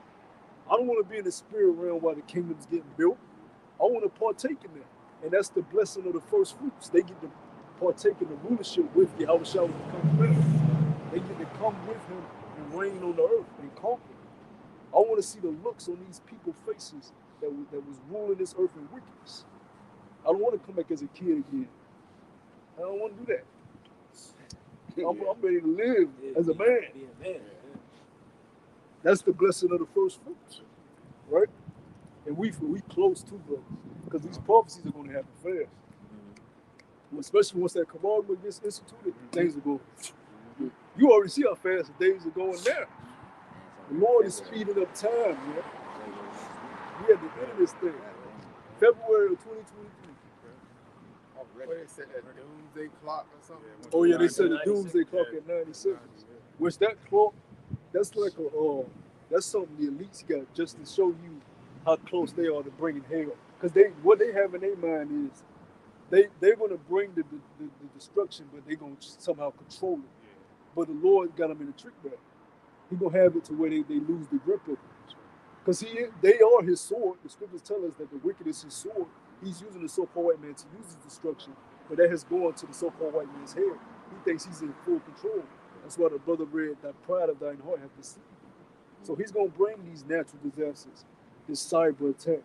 The light's going to get cut off. He's going to bring these orchestrated famines. Right? He's going to think he's in full control, but the Lord got his number. You know? So that doomsday clock is them telling us, yeah, we coming. That's basically what it's set for. Because they don't know the day the nukes are going to be shot off. Only the Lord knows that. But that's their sign of showing us, yeah, we got to bring shit. Go ahead, bro. Romans 9 and verse 21. Have not the potter power over the clay of the same lump to make one vessel unto honor and another unto dishonor? Verse 22. What of Yahweh willing to show his wrath and to make his power known, enduring with much long suffering the vessels of wrath fitted to destruction? So that's why we're still in this predicament, because the Lord wants the so-called white man to do as much wickedness as he can, so it can pile up and the Lord can be justified in the judgment he's going to give. Remember, we serve a just power. Now the Lord really wants to fuck E up, like fuck him up bad. So he's not just going to shoot nukes on him. The slavery that he going to have in the kingdom, ain't no words for it. But he's done enough to receive it. But the Lord allowed him to do it. That's why he said, I'll let him do it. I'm suffering. Let him do it. Because I need him to do it. So when I give my sons the kingdom, I'm justified in letting them do what they about to do to you, boy. Everything we gonna do to you is justified, man. Right. Everything. And you keep going too. Nigga, you ain't stopping. Nigga, keep going. Transhumanism. Want to change us half human, half robots. A man could be a woman could be a man. He just keep going. He ain't stopping. So good for E. Let's get E a round of applause and give the devil. Because he's doing his job. Hurry it up, man. Go ahead, brother. Push the fucking button. Verse 23. And that he might make known the riches of his glory on the vessels of mercy, which he had afore prepared unto glory. See, and that's us, brothers. That's Jacob. That's Jacob. So the Lord is going to remove that barrier. We're going to be able to go to different planets, different galaxies. That's reserved for his children, right? The so-called white man can't do that. It's not for him. If he do happen to get taken to another planet, it's going to be in chains. A brother may say, I need my slave with me. Come with him, you know? But the scriptures tell you, in my father's house are what? Many mansions. What is the Lord's house? If the earth is his footstool, what is his house? He said, in my father's house are many mansions. I go to prepare a place for you. So where I go, you can be with me. And we already see how big them chariots can get. They are planted themselves. Yeah. So we about to inherit some great things, brothers. That's why the scriptures tell us, it's really like that scripture, the sufferings of this present time is not worthy to be compared with the glory that we're going to receive. It only feels hard because we're in the flesh and we weak and like, what? We still here. But the Lord is like, what I got for y'all, trust me, y'all ain't going to remember. First day in the kingdom, you ain't going to remember slavery. Yeah. As soon as you see them gifts, as soon as you see your new body, you're like, what the? You ain't going to be thinking about America, man. And we can't wait. You know, but that's why we do this. That's why we out here when nobody want to listen. That's cool. We know what this is. We know what this leads to. And we see the brothers up through all the states doing the same thing, coming back to their heritage, doing what they're supposed to do. Right? We don't need a whole bunch of people listening. The Lord don't deal like that. He always deals with small numbers. He deals with the things people don't think is going to grow.